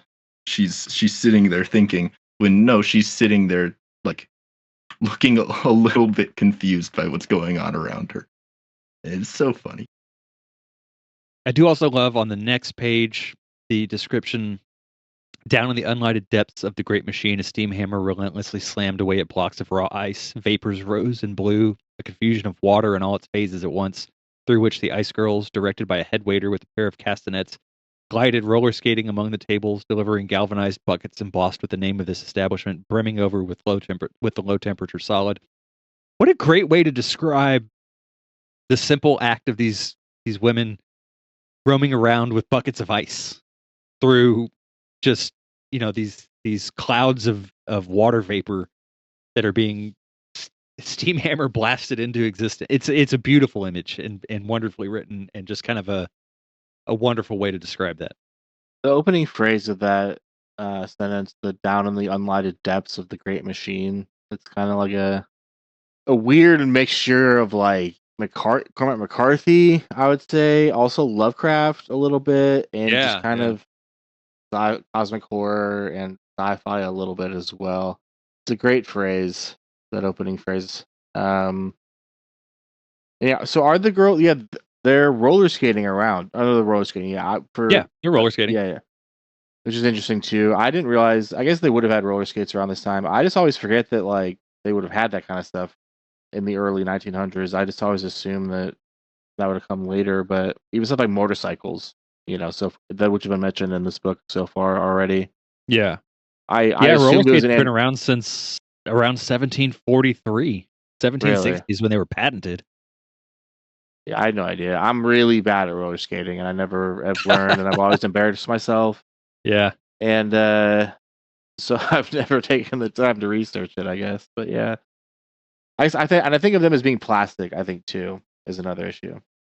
That makes sense. I mean, there is that kind of like, I guess, sort of baseline image of roller skates just kind of being of cheap quality. Probably because a lot of times they are. So what exactly are they doing? Are we just gonna not mention that this is? It seems like they are hanging out around a giant ice machine while servers dance around providing ice to people. Yeah, in galvanized steel buckets. It's brilliant. What is this? Where are they? They're just getting ice. Why? For what? One assumes they're still around Colorado, but I get what you're saying. I mean, the next paragraph does mention champagne. They're in some kind of it's got to be some kind of like a big party room, I would guess, because this is kind of right before they go and make their way across the country over to New Orleans. But yeah, I kind of get the feeling that they're in like not a casino necessarily, but like in some kind of like a fancier saloon, maybe. And there would have been like large gathering halls. I feel like in Colorado and around this time that would have been a thing, especially because of the winter. You can't always have that kind of stuff outdoors. So it's just, I mean, what the picture I have is sure, maybe it's a saloon, but it's like there by the ice machine, right? So it's like this weird circular room with just a big ice machine in the middle. And think about how technologically advanced that would have been at the time. Like, absolutely. However, it's going to go one way or the other, right? It's going to be either it's a modern marvel. Go look at the ice. My God, it's frozen. Or it's going to be there's an ice machine at this hotel. Isn't it such a luxurious place to stay? The fact that the entire activity of the moment seems to be around the ice without it actually being the subject matter is so weird to me, because it's not they're not saying, oh my God, it's ice. They're like taking the ice for granted, and more like they're in the depths of the people around the ice machine. There is a whole celebration that seems to be going on that is focused on the ice and the presentation of the ice, and I'm here for it. I mean, you've got the head waiter in castanets, girls in roller skates, rolling around with people jackhammering giant blocks of ice to create these clouds of water vapor that they can roll through. It's brilliant. I love it. I suppose it's like at a little before this time, but through this point in time, there were like ether parties where like a scientist or chemist would just have a big old bottle of ether, and people would just hang out and huff ether for days on end. Yeah. But this time it's just ice. This is the straight edge version of that. This is get chill. It's just my God, I buy that that's what is happening, obviously, in the book. I just have such a hard time actually picturing it coming together. Yeah. No, I get you, and I think that's part of what I love about it. But yeah. The more you look into it and analyze it, the more bonkers it gets, for sure. And from there, As I mentioned, they sort of travel across the country, eventually ending up and separating once they get to New Orleans, where there is a mention of absinthe frappes, which I cannot imagine is good in any sense of the word. Oh, I bet that's delicious, actually. You think so? I like I would absinthe. definitely, I would I've definitely never want to had it, try so I it. don't know. I would want to try it. Yeah, there's a bar in here in Dallas that has absinthe, and I've tried it in a Really? mixed drink. Yeah, Huh. I don't. There's differences, but like there's like I don't think it has wormwood in it or whatever. Because I think you can't get that kind of absinthe I think that's illegal in in the States. America. But it's Yeah. that without the wormwood, I think. Well, it's Interesting. they still use wormwood for the flavor, but they remove the thujone. But it's I mean absinthe it's like it tastes like black licorice with a little bit of almost like an allspice kind of warmth. I mean allspice. Hmm.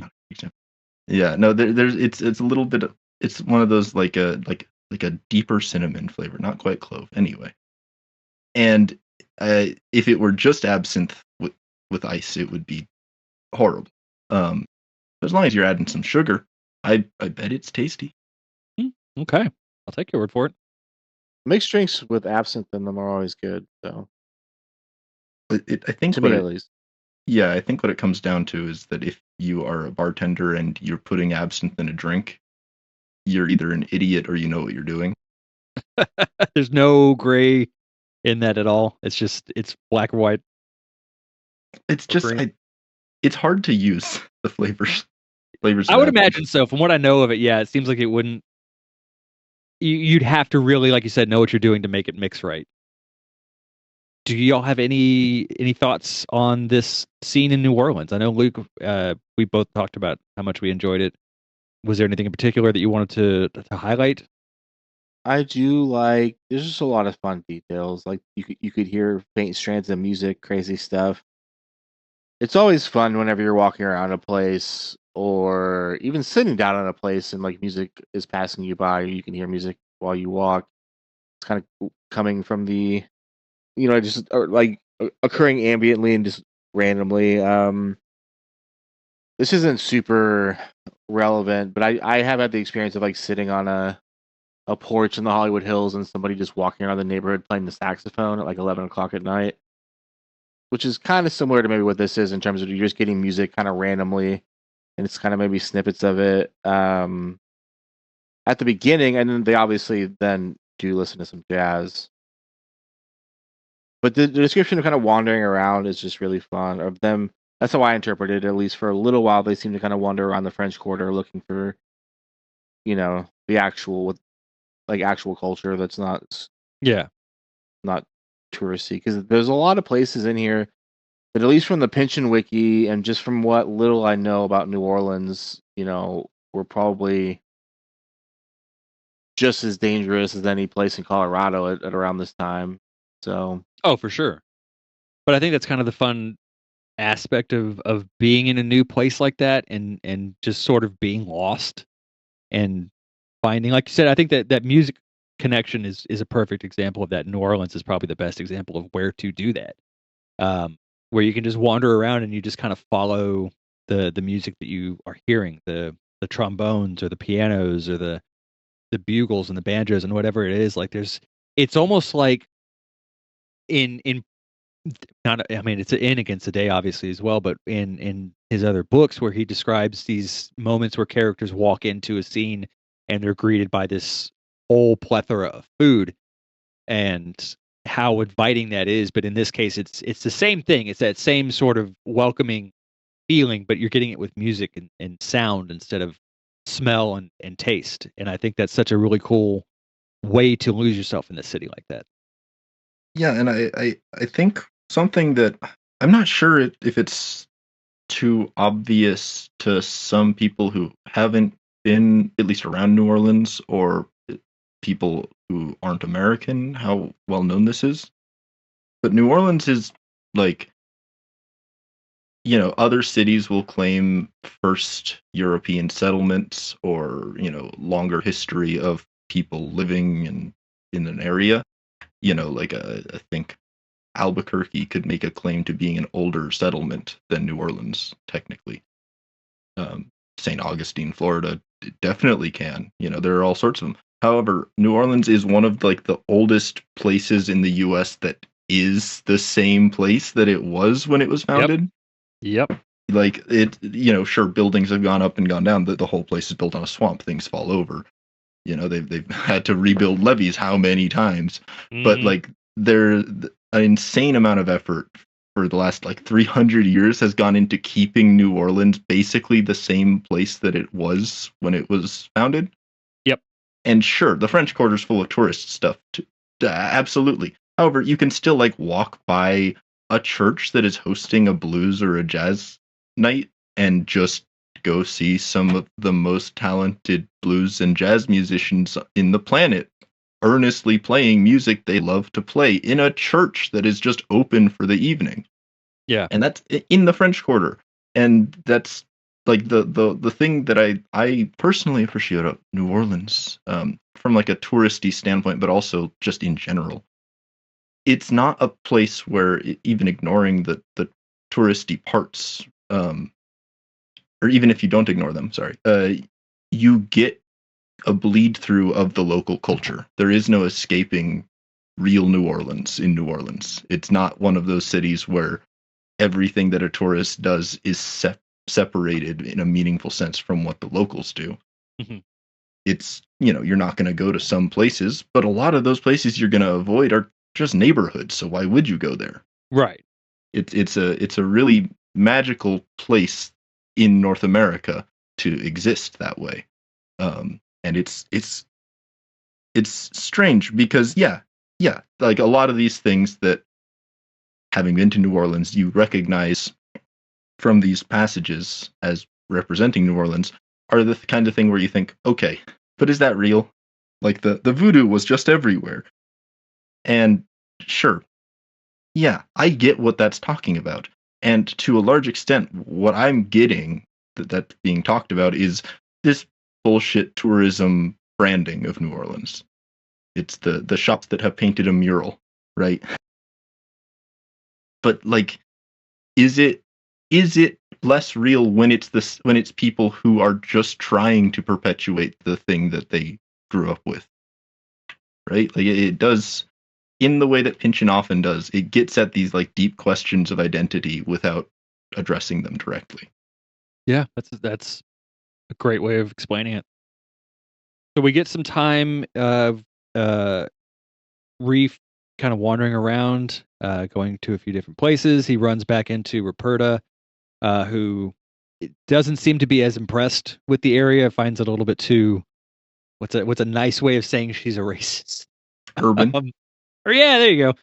I do love the part where she is talking to Reef about the jazz music, and she says, "This music," Roberta muttered, "is fit for copulation of the most beastly sort." He shrugged. "Seen you do that too." I love how Reef is embracing this whole area and the culture that's there and the people who are there, not taking the Ruperta vantage point of, these are uncultured people and their music is dangerous and it's promoting this, horrible thing. Like, no, they're having a great time. Everyone's having a really fun time and you're just being a buzzkill and you can go find something else to do. So Reef wanders around a little bit more. He lights up a joint, and he ends up running into a couple of new characters that we were introduced to, specifically Dope Breedlove, who is the leader of the band that's playing in this place, and also Wolf Tone O'Rooney, an Irishman who introduces himself to Reef on page 370. So I want to stop here real quick because there's a lot to kind of unpack in this particular scene that's coming up here, as regards with not just the culture and music of the area, which I think we know and we've discussed a lot of the importance of jazz music in American history and its importance in Pynchon's work. It's clear that he is a fan of jazz music. This book opens with a quote from, well, not the book, the epigraph opens with a quote from Thelonious Monk. jazz plays a huge part in a lot of his work. Before we dive into the anarchy discussions that are coming up in here, do y'all have anything you want to discuss about the jazz music that's going on here, about wolf tone? I found the Pinch on Wiki mentions a few different possible meanings for that. The one that I kind of really latched onto is in music specifically, a wolf tone is a unwanted resonance in a stringed instrument. More specifically, it is very common with the cello, apparently, and the sound that it makes. The reason it's considered a wolf tone is it has a reminiscence of sounding like a wolf howling, but it also, excuse me, the resonance of that particular tone tends to harmonize, for lack of a better term, with the human body, and it creates a sense of tension and unease. That probably is an instinctual reaction to the sort of wolf sound that it has. So I thought that was an interesting thing, especially with jazz, as it ties into jazz and the dissonance of a lot of, and atonality of a lot of jazz music. Whether or not that's the true intention of that name, I don't know. That's just the sort of speculation that I like to put on it. But yeah, again, before we get into all the anarchism stuff, I wanted to know if you guys had anything you wanted to touch base on with the jazz music and everything like that gets mentioned in here. My kind of literary conspiracy corner, ongoing conspiracy corner, is that Pynchon has almost certainly read some Gene Wolfe, and we actually forgot. Yeah, because there's an E on there, which begs the question of why is the E on there? And there's been some stuff in Mason and Dixon, but on 354 we actually forgot to cover this, and it's not at all a major part of the chapter. But there's a description of he unrolled an expanse of absolute fluid blackness, which is like a fabric that just is like it's like the fulgen that cloak that Severian wears in a Book of the New Sun. I do feel it's my little tinfoil hat might be on, but there's enough stuff in Pynchon's later work that seems to point to the fact that he's read some Gene Wolfe that I do love whenever it seems to come up, at least. And there's like a throwaway line in Triumph Block 49 that like is kind of similar to the plot of Book of the New Sun. I don't want to get into spoilers for Book of the New Sun, but about it talks about people like living in a rocket and stuff. Anyways, I like that the jazz musicians are interested in anarchy as well. I have no idea if that would have been historically true or not. It wouldn't surprise me if it were, especially with how popular anarchy was around this time, just kind of generally in the Western world. Mm-hmm. Yeah, I'm pretty confident that at this, in the jazz age in the U.S. at least, amongst the anarchist theorists, there was a trend of saying, "See, jazz is an example of anarchism." But I couldn't point to anything in particular. But I do think it is a real historical thing. Well, on that note, let's go ahead and dive into what we had discussed earlier as being the sort of late arrival of a lot of the anarchistic themes and mentions in the book. We specifically get the name of Benjamin Tucker and the Land League. And then I want to say that someone else's name popped up earlier or later, but I can't remember who it was now. But anyway, so this we kind of get into this whole big discussion on anarchy and how it plays a part in the politics of this time. To go all the way back to the beginning of the episode, I think it was Luke had mentioned there was a sort of feeling that it had taken too long for this specifically to come up in this book, and it doesn't hit until about page 370. There's hints of it that are peppered throughout the story before here, but it's not really until this part of the book that we really get to spend a lot of time with the concept of anarchy. I think a lot of the reason for that, and this is just my own personal sort of way of looking at this, is that there was a lot of scene setting and historical context to place before we could get to this point to make a lot of what is discussed here and going forward ring a lot more true. Could these discussions have taken place earlier in the book? Absolutely. But I think that by having them situated where they are right here, by having them take place after a lot of what we have seen with regards to the political structure at the time, the uprise of capitalism and the power that it holds over the people under it, I think it was smart of him to hold off really getting to this point until this far into the book. But that being said, we are here. So, does anybody feel really particularly comfortable describing the tenets of anarchy in a way that would benefit listeners who are maybe unfamiliar with it?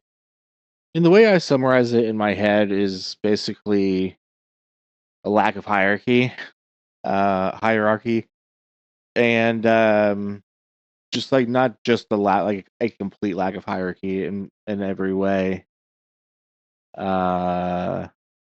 Is just my one sentence little summary of the concept of political anarchy in the political sense. I could be wrong. I'm open to being wrong. I've read some anarchist thinkers, but I'm not an expert. And the philosophy classes I took would not have included these types of texts at all. So I'll give a little bit of historical context on why the term means what it means. So back in the late Middle Ages, really, right at the beginning of the Enlightenment, there was this little thing called the English Civil War.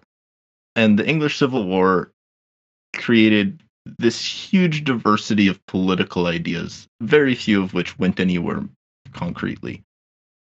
But the English Civil War ended up basically, the English Civil War, in very short, was the nobility who were not the monarchy saying, "Hey, monarch, you aren't the only powerful interest in the kingdom anymore."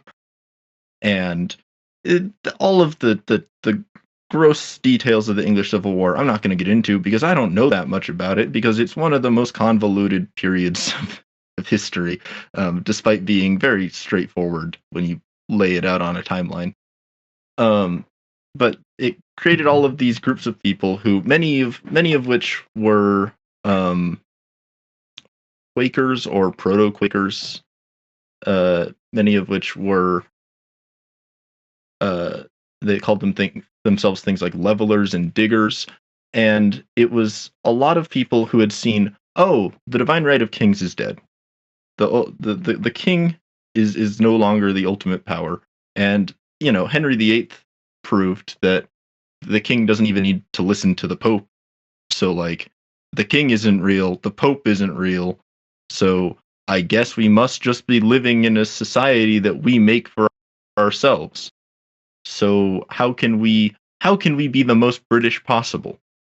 And the most British thing possible was to say, well, we need to treat everyone politely, and that means there shouldn't be any reason to treat anyone better than anyone else, because sometimes aspects of British cultural identity are not horribly toxic. And all of those groups were squished under the thumb of the monarchy as the Civil War ended and as time went on. The only real group that maintained any cohesion were the Quakers, who eventually led to the British decimation of slavery and the slave trade, which they had established in the first place. But whatever. And with the decimation of slavery being seen as an outcome of this incredible group of thinkers, coinciding, and this was all happening all in the same period of time. This is the late 1700s, early 1800s. There are thinkers like Jean-Jacques Rousseau and John Locke, who are establishing a counterpoint to the previously assumed political ideals that are most stereotypically seen in Thomas Hobbes' Leviathan. And essentially, because of this historical accident of the English anarchy, where there was no real government, there was anarchy. It was called anarchy, and when you look at the word in English, that is really what it dates to. Is that use is the failed state of the British monarchy, and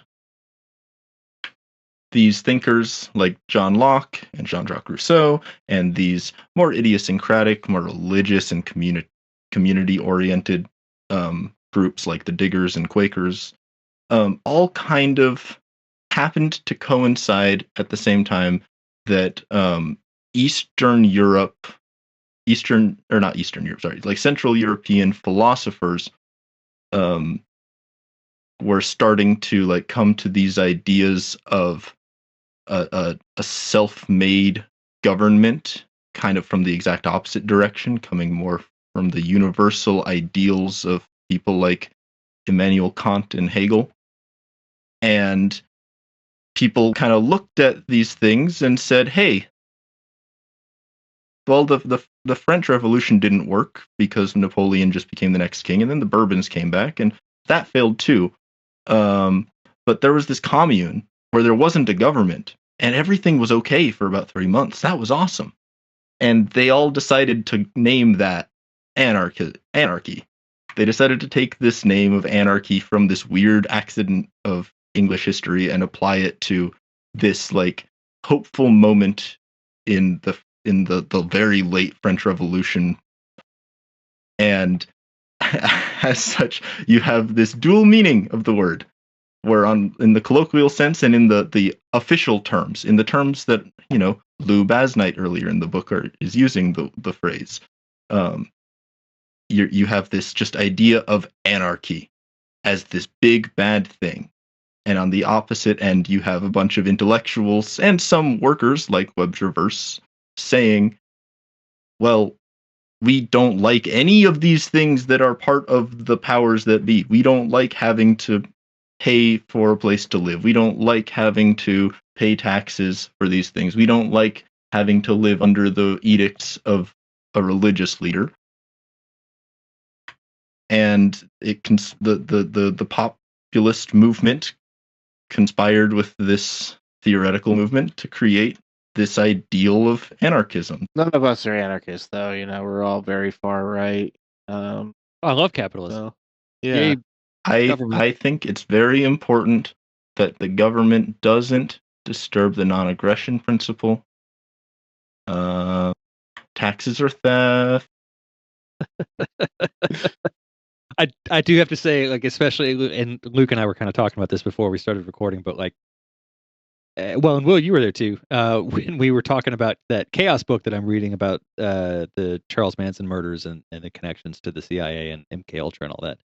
It's funny because I remember very clearly my dad on more than one occasion when I was younger telling me that as I got older, I would get more conservative and more right-leaning in my politics and beliefs. And if anything, I've done the opposite of that and become even more left-leaning and more in favor of socialism and anarchy than I did in high school, which was a lot. But it's I kind of don't understand how people can see what's going on in the world and not get upset about it and not kind of want to push for that. But I don't know. That's neither here nor there, I guess. But if you want to talk about that, I've got a lot of thoughts on that. I'm sure we all do. We could be here for the rest of the night talking. Yeah. I'm happy to talk about that at any time. Probably not good for recording, but no, probably not. So to dive back into our narrative, and thank you for the wonderful description of the history of anarchism there. Well, that was enlightening. I didn't know a lot about the historical context of it, so definitely appreciate that.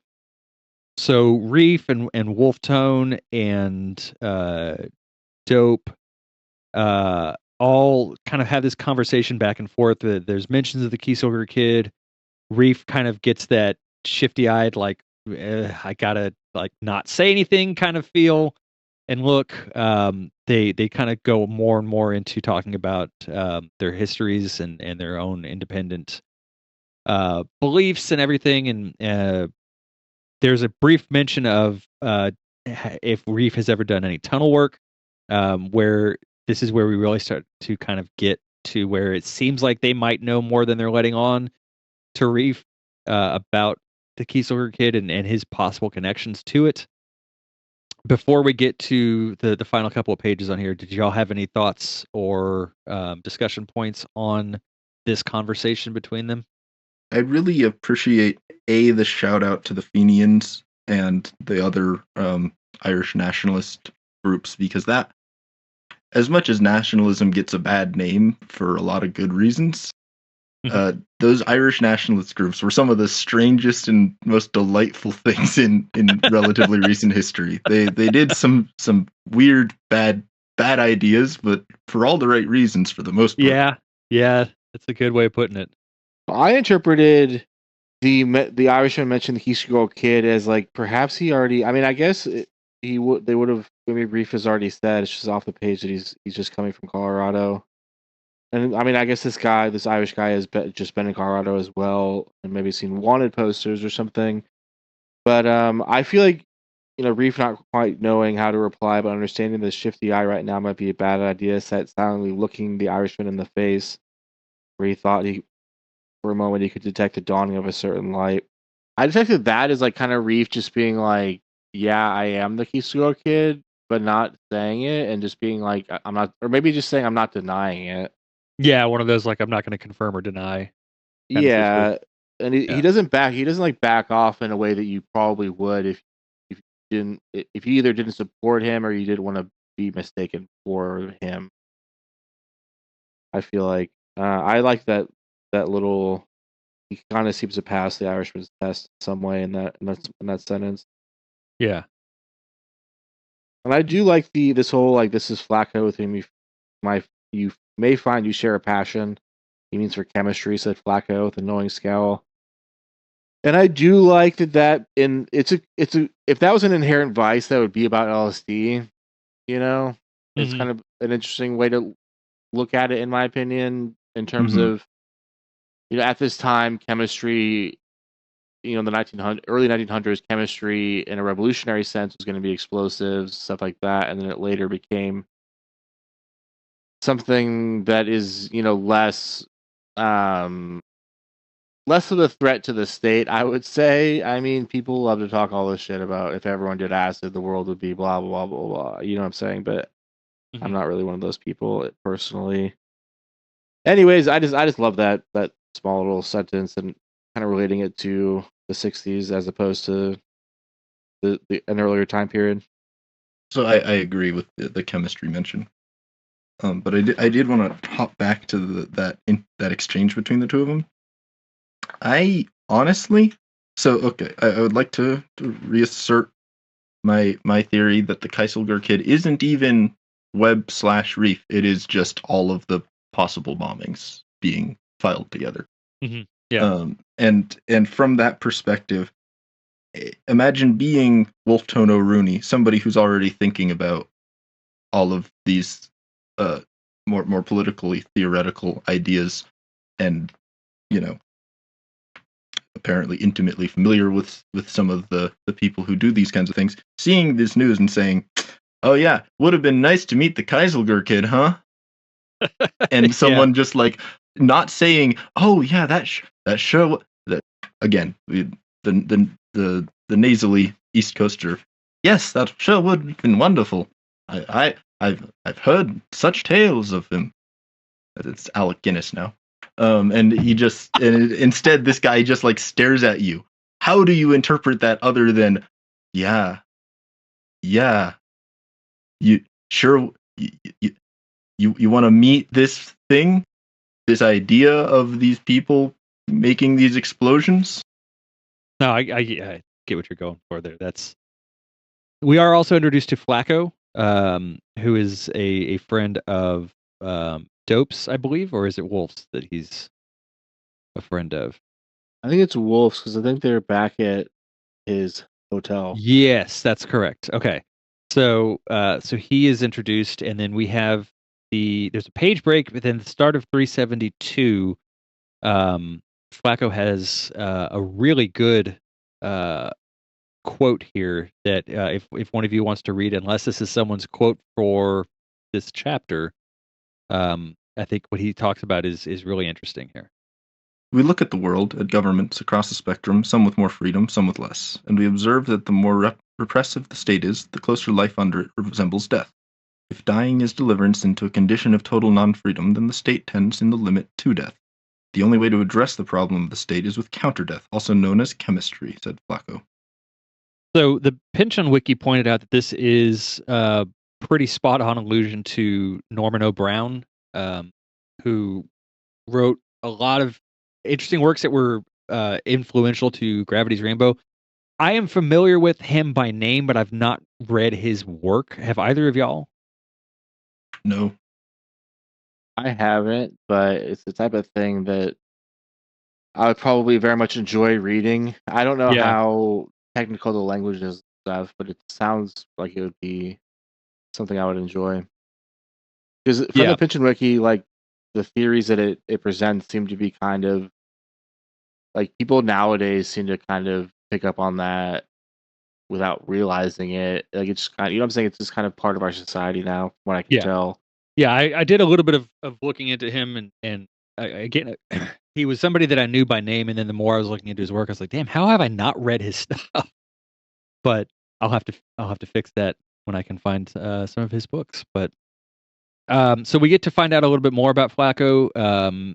He survived apparently a number of anarchist struggles, including the bombing of the Teatro Liceo, which is a pretty well-known incident that happened in 1893, the opening night of an opera season. An anarchist dissident threw bombs into the opera house in Barcelona, one of which went off. 20, I think it was 20 people died, many more were injured. This kind of connects back to a lot of the other anarchist bombings that have taken place in history as presented in this novel. That was kind of a big thing at the time.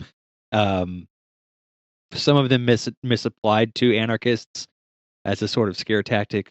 But these were definitely things that were happening. And then we also get a mention of Leon Czolgosz, I think I'm pronouncing that right, who assassinated President McKinley in 1901, was it? 1900? Somewhere around there. But Flacco is an interesting character, and I think his presentation in here does a lot of good work in explaining the anarchist movement and presenting him as a character, and not making him a sort of reductive viewpoint of the anarchist ideals, which would be really easy to do, and which a lot of other authors would probably fall into doing. That whole idea of just the no rules, you do whatever you want. I think his depiction is a lot more nuanced and does a really excellent job of really capturing the ideals and focus and goals of anarchists, especially at this time. Did y'all have any particular feelings about him? Well, I wanted to point out that the up until now so I wanted to I guess I'll address a bigger thing. As y'all have mentioned, up until now, haven't gotten much explicit anarchist theory or like philosophy on the page. We've gotten allusions and we've got references, but none really mentioned and none of it really taken for granted by the characters. And here we have a character who is not just a bomber. He is also like describing very viscerally what it is that anarchism as like a populist movement is. He's describing it as this. Look, you just referenced a psychoanalyst, so I'm gonna say it's a flight from it's fear. It's hiding from the state. It's hiding from religion, and it's not necessarily like anarchism is a fearful doctrine, but more what I'm saying is this is someone who's describing the basic libidinal justifications for anarchism, that it isn't all these eggheads with their big words, that at least for this guy and for a lot of Catalonians, anarchism is and was this huge matter of life and death on a day-to-day basis. And I think it's great to see the way that it is this holistic fight of them, and in this case, Flaco is a Catalonian, not quite nationalist. Anarchism tends to get in the way of that, I hope. But he is a sovereign citizen, to use the worst possible phrase, and he is saying the state is evil. Its divine right is from hell. The taxes go to fueling hell. This is what we're fighting against. We're fighting against money and God for these reasons, not because we hate these things or because we think we have like good answers to theoretical questions. We want freedom from these hardships, and it does it so well. Yeah, I think that this section with Flaco that comprises a little more than half of page 372 might be my favorite part of the chapter.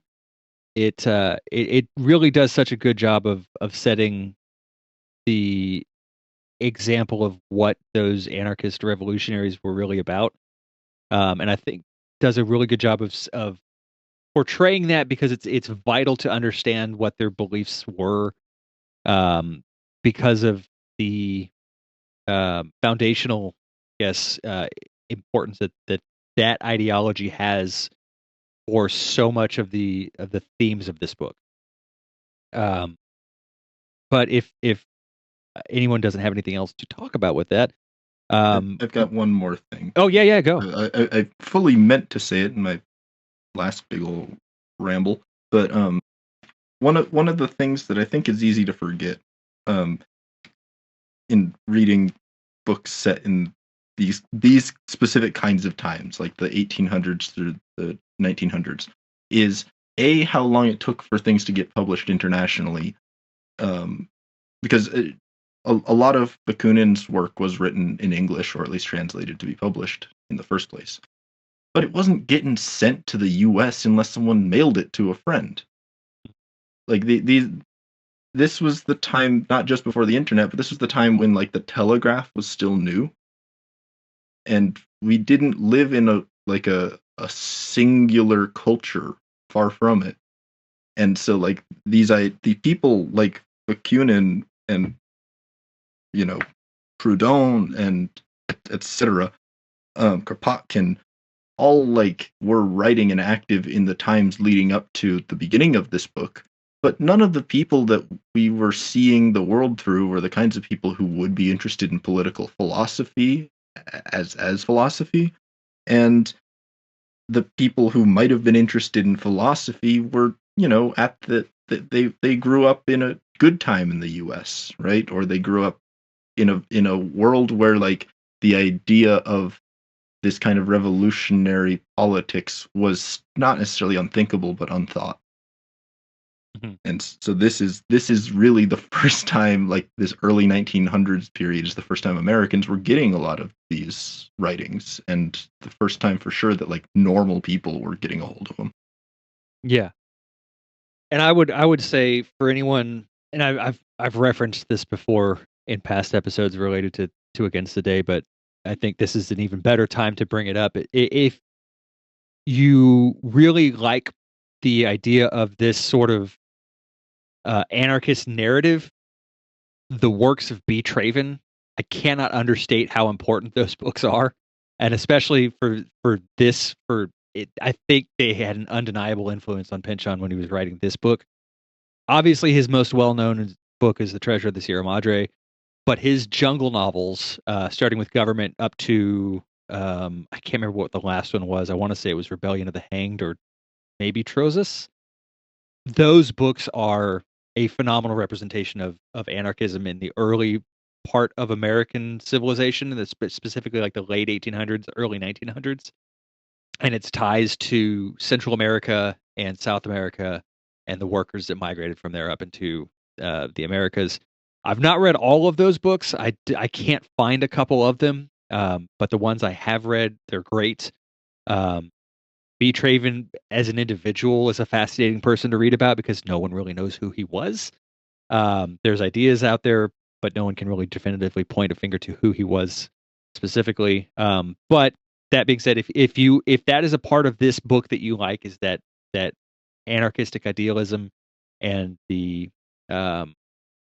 idea of rising up against the government in that sense, go find those books. I'll compile a list of all of them and I'll put them in the show notes. But yeah, do yourself a favor and read them because they're fantastic. Go back to that initial paragraph in this section. I do love how it's kind of a thesis statement for Gravity's Rainbow that's just kind of nestled into Against the Day. It's a great paragraph.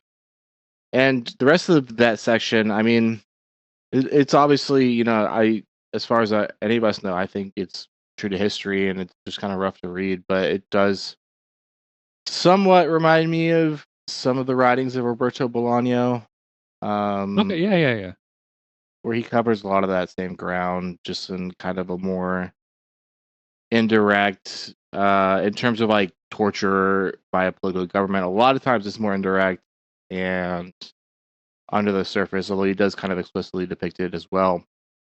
Well, he also had a big love for Rossini's William Tell. Really? Well, it was in The Savage Detective so many times.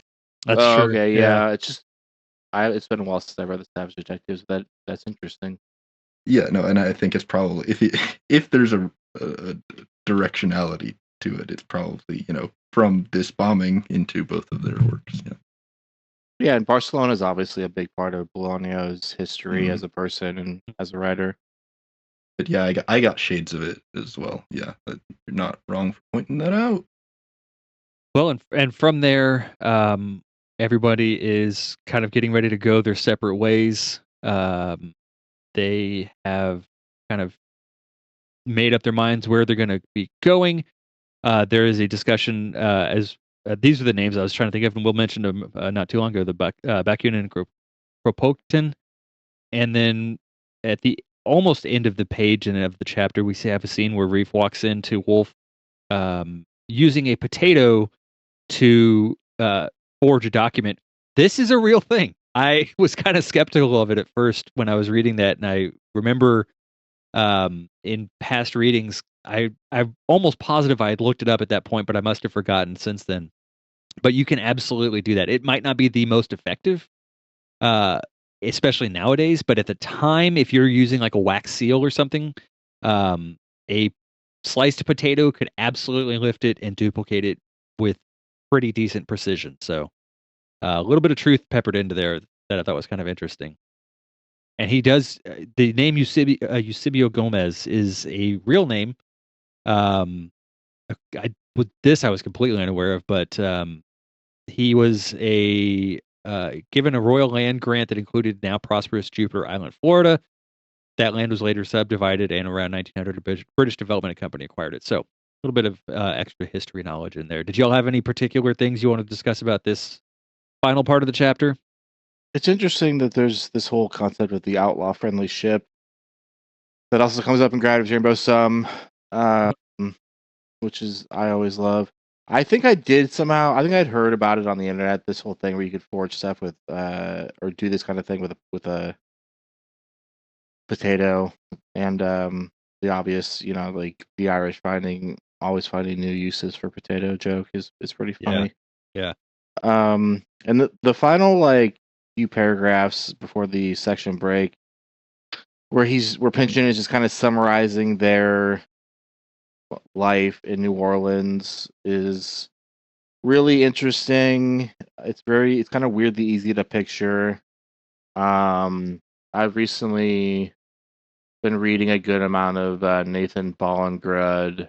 Some of the stuff I've liked by him the best has been set in New Orleans, and it's kind of about people who party. Is one novella is about people who drink too much and hang out on like the levees and all this stuff. So I love picturing it, and like I said, I've read some. I guess I've never heard Bakunin said out loud, so I don't really know how to pronounce it. But I did read God in the State, I believe it's called. I agreed with most of it, all of it.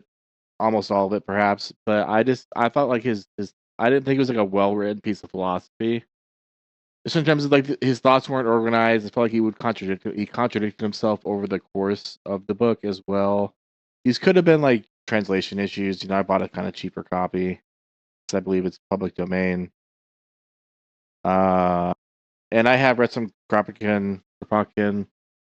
He's a lot more practical than pretty much any other philosopher I've come across, and I'm gonna save the discussion of the island thing for my favorite quotes, I think, and talk about it then. We're almost there anyway. But Kropotkin, like, he really addresses like the realities of like what an anarchist country or world would look like in that time period in a way that's very dated, but also like incredibly convincing in terms of its attention to detail. Um, I haven't read that much by him. Uh, Ironically, I did buy an anthology of his books off of Amazon because I tried to buy it off bookshop.org, but they didn't have that exact issue or like that exact edition. I would have had to buy the individual books for more. Anyways, I don't like that their name dropped. Those are kind of the two biggest late 1800s, early 1900s anarchist thinkers. I want to say, I could be wrong, but those are the two that are going to come up the most during what in retrospect turned out to be the heyday for anarchist thinking and people calling themselves anarchists and stuff. Mhm. That brings us to the end of the chapter. Before we go into our end stuff, did y'all have anything else that you wanted to talk about throughout the chapter? My only thing is just that that last paragraph of the chapter is very much like something that you could read at a funeral, I guess. I mean, it Yeah. does it's very melancholic, and I really love it as an ending to the chapter, and as a kind of them they could reunite or reconnect by the end of the book. I forget if they do or not. There's a lot of these kind of characters that it ends up just kind of being. Yeah, I actually forgot that Ruperta had come up earlier and stuff like that. There's just so many characters in this book. But Yeah, yeah, I know. I just love the end of that chapter and how it's a great little monologue. It really is. It's beautiful. You know what? I mean, this might be me overthinking it, but upon all of us, the living and the dead, don't you see we're only passing through? We're already ghosts. Mhm. The whole thing, it's got a Joyce cadence, not just because the Irish, but like Yeah. it feels like it might be an illusion. Yeah, I haven't really read that much Joyce, but it does kind of seem like early Joyce, perhaps. I could be I wrong. just Yeah, finished reading Dubliners, and that very much kind of lines up with that. yeah. No, just really, it is very similar to the phrasing in the Dead, I think. Were there any funny parts that we missed in our discussion? Yeah, one that really stood out to me was on 369. A few customers even came up and asked her to dance, which was enough to throw her into a peculiar smirking cataplexy, which sent them away with puzzled looks, whereupon she turned on Reef in high indignation, if not all-out panic. The racism isn't very funny, but the way that racists act is very funny. Uh-huh. Because, dear God, can you imagine her trying to like stifle a guffaw while also like again, this is the woman who's like affecting this mysteriousness. So she's Mhm. standing there trying to look so flat, and this person who she barely thinks of as a human comes up and asks her to dance, and she's disgusted and finds it awful and off-putting and probably funny on some level, and she's just like holding her face like a rigor mortis, shaking her head back and forth, trying to figure out how to respond. Yeah. It's good stuff. I had a few, or at least two. Um, And I'll just read out the part I think is funny. Did he ever say what? Say please. No, it was more like all the boys will be up in Butte now. Big sigh. Drinking them Sean O'Farrell's without me. Or thought I'd go subdue the wild burrow once more by the banks of Uncompahgre.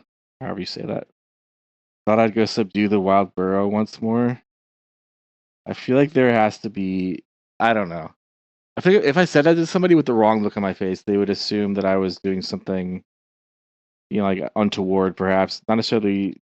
I don't. It reeks of like subtext or like it being a euphemism for something else, I guess. Mhm. In that first sentence, the first part of the dialogue with all the boys will be up in Butte now, speaking them Sean O'Farrell's without me, is something that I could picture a few different guys that I know doing that kind of thing with their wives, with their like kind of moping and be like, all my friends are at the bar, Yeah. why can't Yeah. I go out? Yeah. And the second one is just that, like Ruperta is reintroduced by the provocative and voracious. Like I love that those two adjectives right before her name. Um, and then Reef then goes on to call her enchanting and desirable. But just provocative and voracious are just two very like evocative words, and they do, for me, evoke a certain type of person who's not necessarily female, but is just going to be like a flaneur of some kind. Mhm. Usually, at least, somebody's provocative and voracious, and she's also like touring America and is apparently rich. But even if somebody's just provocative and voracious, they're probably going to be or have some flaneur like characteristics, I guess. And the concept of the flaneur has always fascinated me since I first came across it, particularly in film. So I just found those two parts funny. Definitely. I think I found the ice scene funnier after discussing it than I Okay. did initially. But yeah.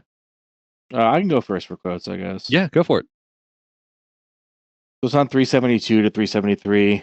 But as if there might exist a place of refuge up in the fresh air, out over the sea, someplace all the anarchists could escape to, now with the danger so overwhelming, a place readily found even on cheap maps of the world.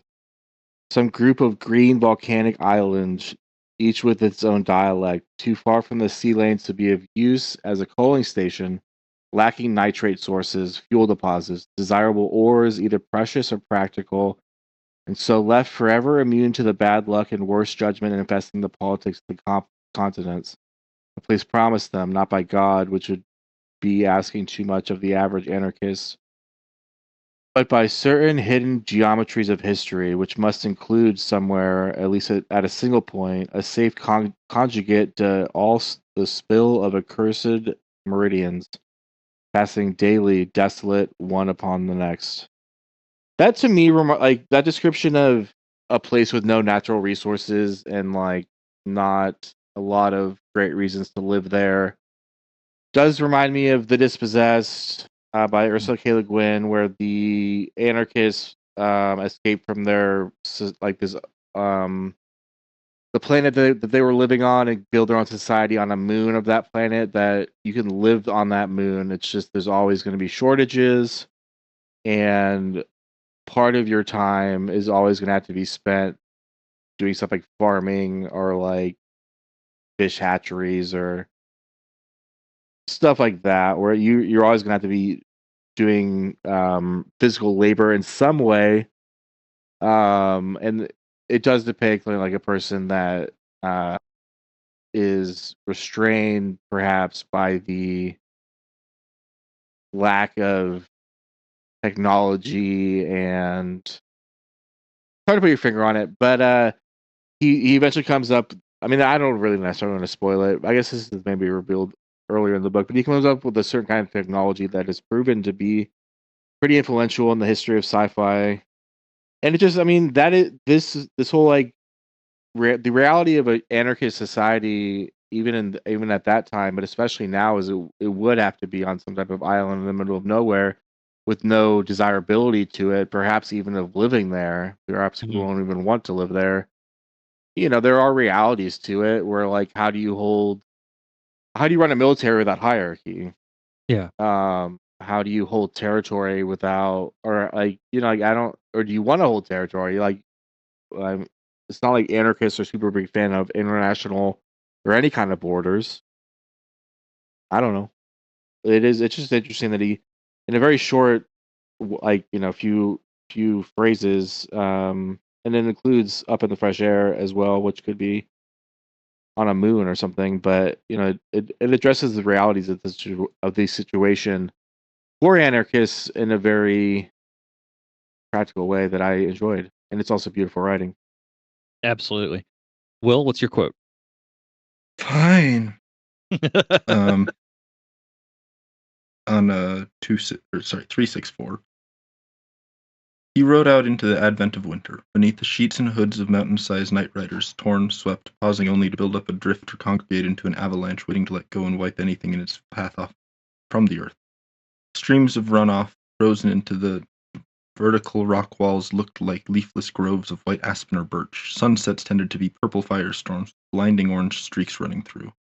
The other riders he met were friendly in the way of fellow troopers in the forces of those could not descend to valleys, to southerly pastures, who would remain as if there were something up here to be gotten through as a point of honor, some ongoing high country misadventure, and it had to be here among these white verticalities, for it would mean nothing anywhere else.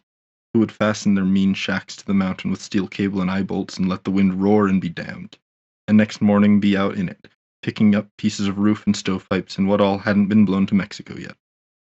That one, I like it because it is. I think it now that I read it out loud, it does kind of correspond with the section Luke read out, where it is highlighting these weird, like literally, as Luke's quote, literally, what do they call it?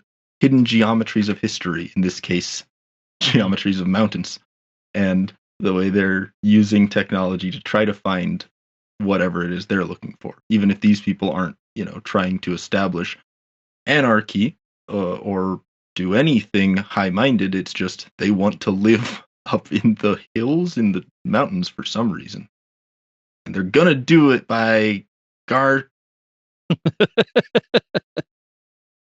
That is an excellent selection. That was going to be mine. So thank you.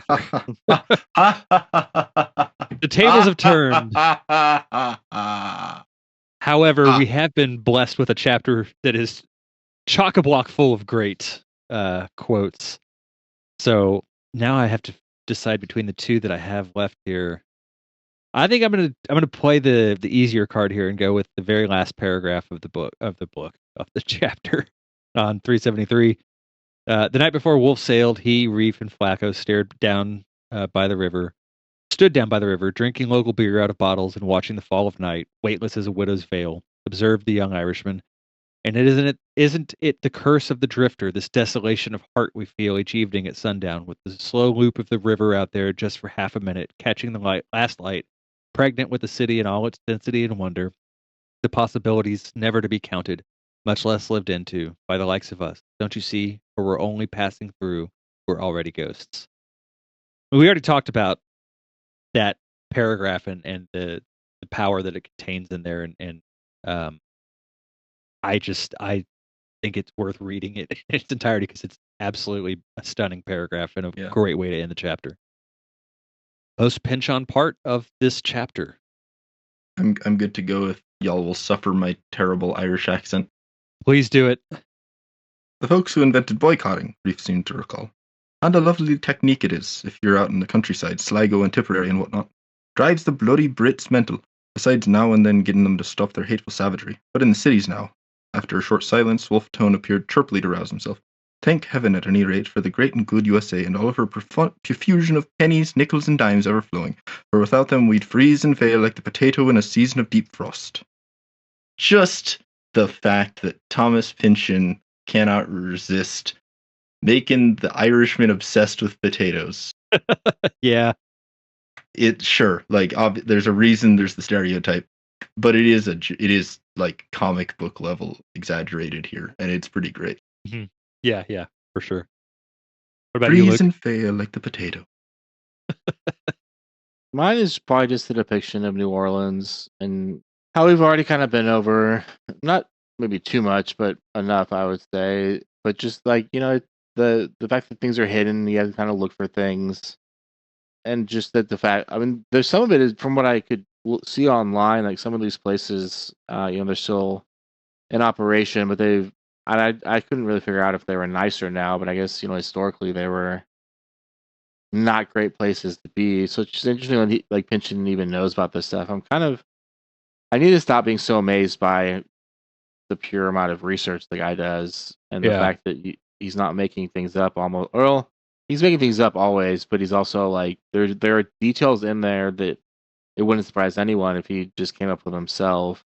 Um, but they're Hard real. not to So be astonished by it though, because it's like yeah, it is a level, and I'm sure he's I think there's been mentions before about him having people that he kind of has go out and do some of that research, but it is still wildly impressive to utilize it in the way he uses it, to tie it in historically as accurately as he does, and to build all of this off of it, and but at the same time, so much of it is this just esoteric knowledge that you can't just have like a passing understanding of it.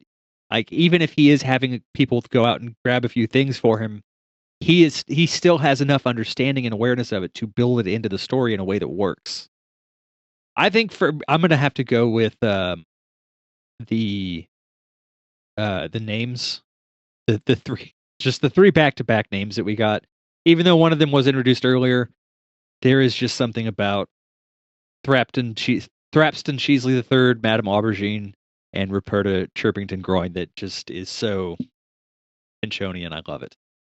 Thrapston Cheesley III is, I mean, it's extreme even for the man. We have one email, and then we have a couple of comments from YouTube, and then I think, Luke, we had some stuff from Instagram also, right? yeah, we do. Yeah, we did. Okay. Yeah. Will, do you want to take the email? So this was from Reese Lee. First, I would like to say I'm impressed you pronounced my name correctly the last time I wrote in. That doesn't happen often, haha. Second, I've been thinking about dualism and diving into Jungian psychology after seeing the movie Hurry Up Tomorrow. The movie itself is about the artist The Weeknd having a dream sequence where he meets his anima. Listening to the episode about Chapter 26 made me start considering Pynchon's work, particularly Against the Day, and the dualism in the story. Obviously, in Against the Day, there's the dualism of the interior world versus the exterior, as well as the dualism of characters like Foley versus Vibe.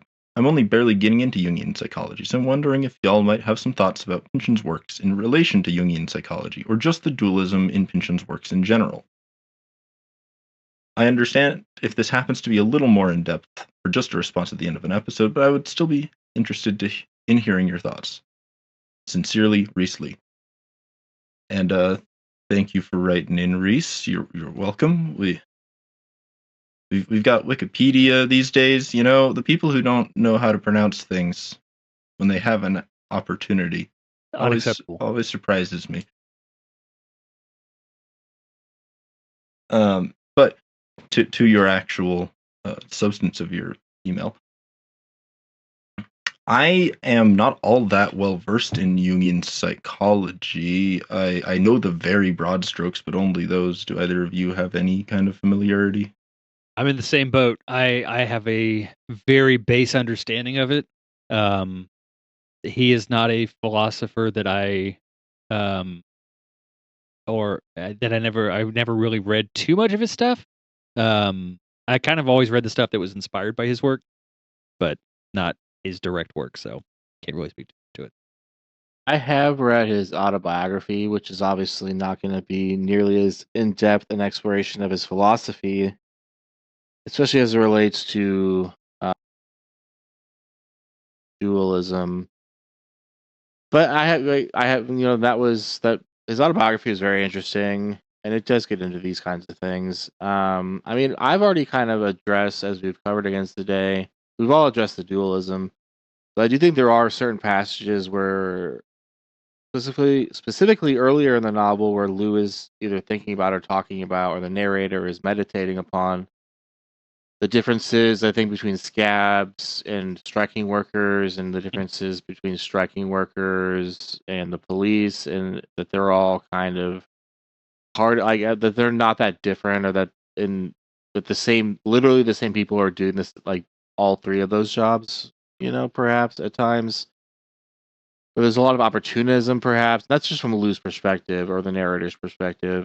But I think it's basically Lou's perspective, if that makes sense. So there's obviously an exploration of dualism, and it's such a broad and seemingly all-encompassing obsession with dualism that it's just the exceptions to that in this book stand out to me a good amount as well. Such a long book that the narrator is going to contradict himself in interesting ways, probably. So, close third is also going to make that happen as well. But yeah.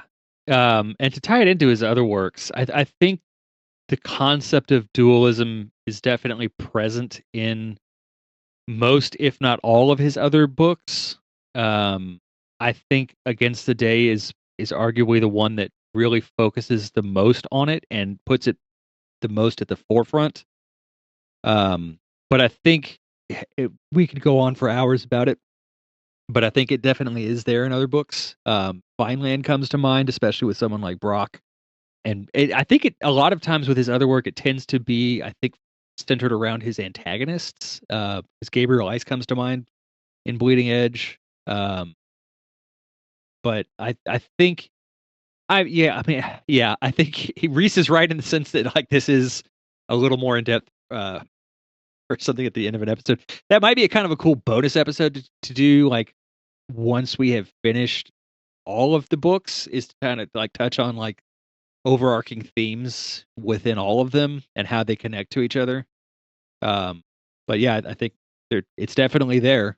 But I think a lot of his work shares a lot of thematic commonalities.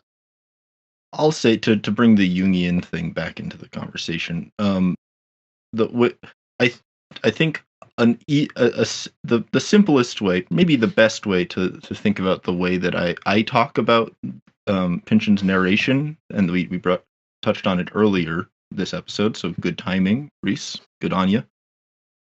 Is to think of the narrator as being an emanation of the collective unconscious and the individual's psyches only barely peeking into the frame.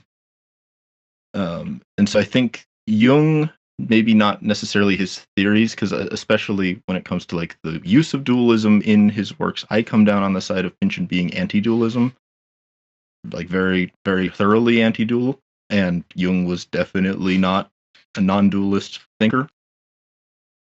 But I do think there's a lot of insight to be read into Pynchon's works with that kind of general, the general lens of psychoanalysis that Jung was part of the formulation of.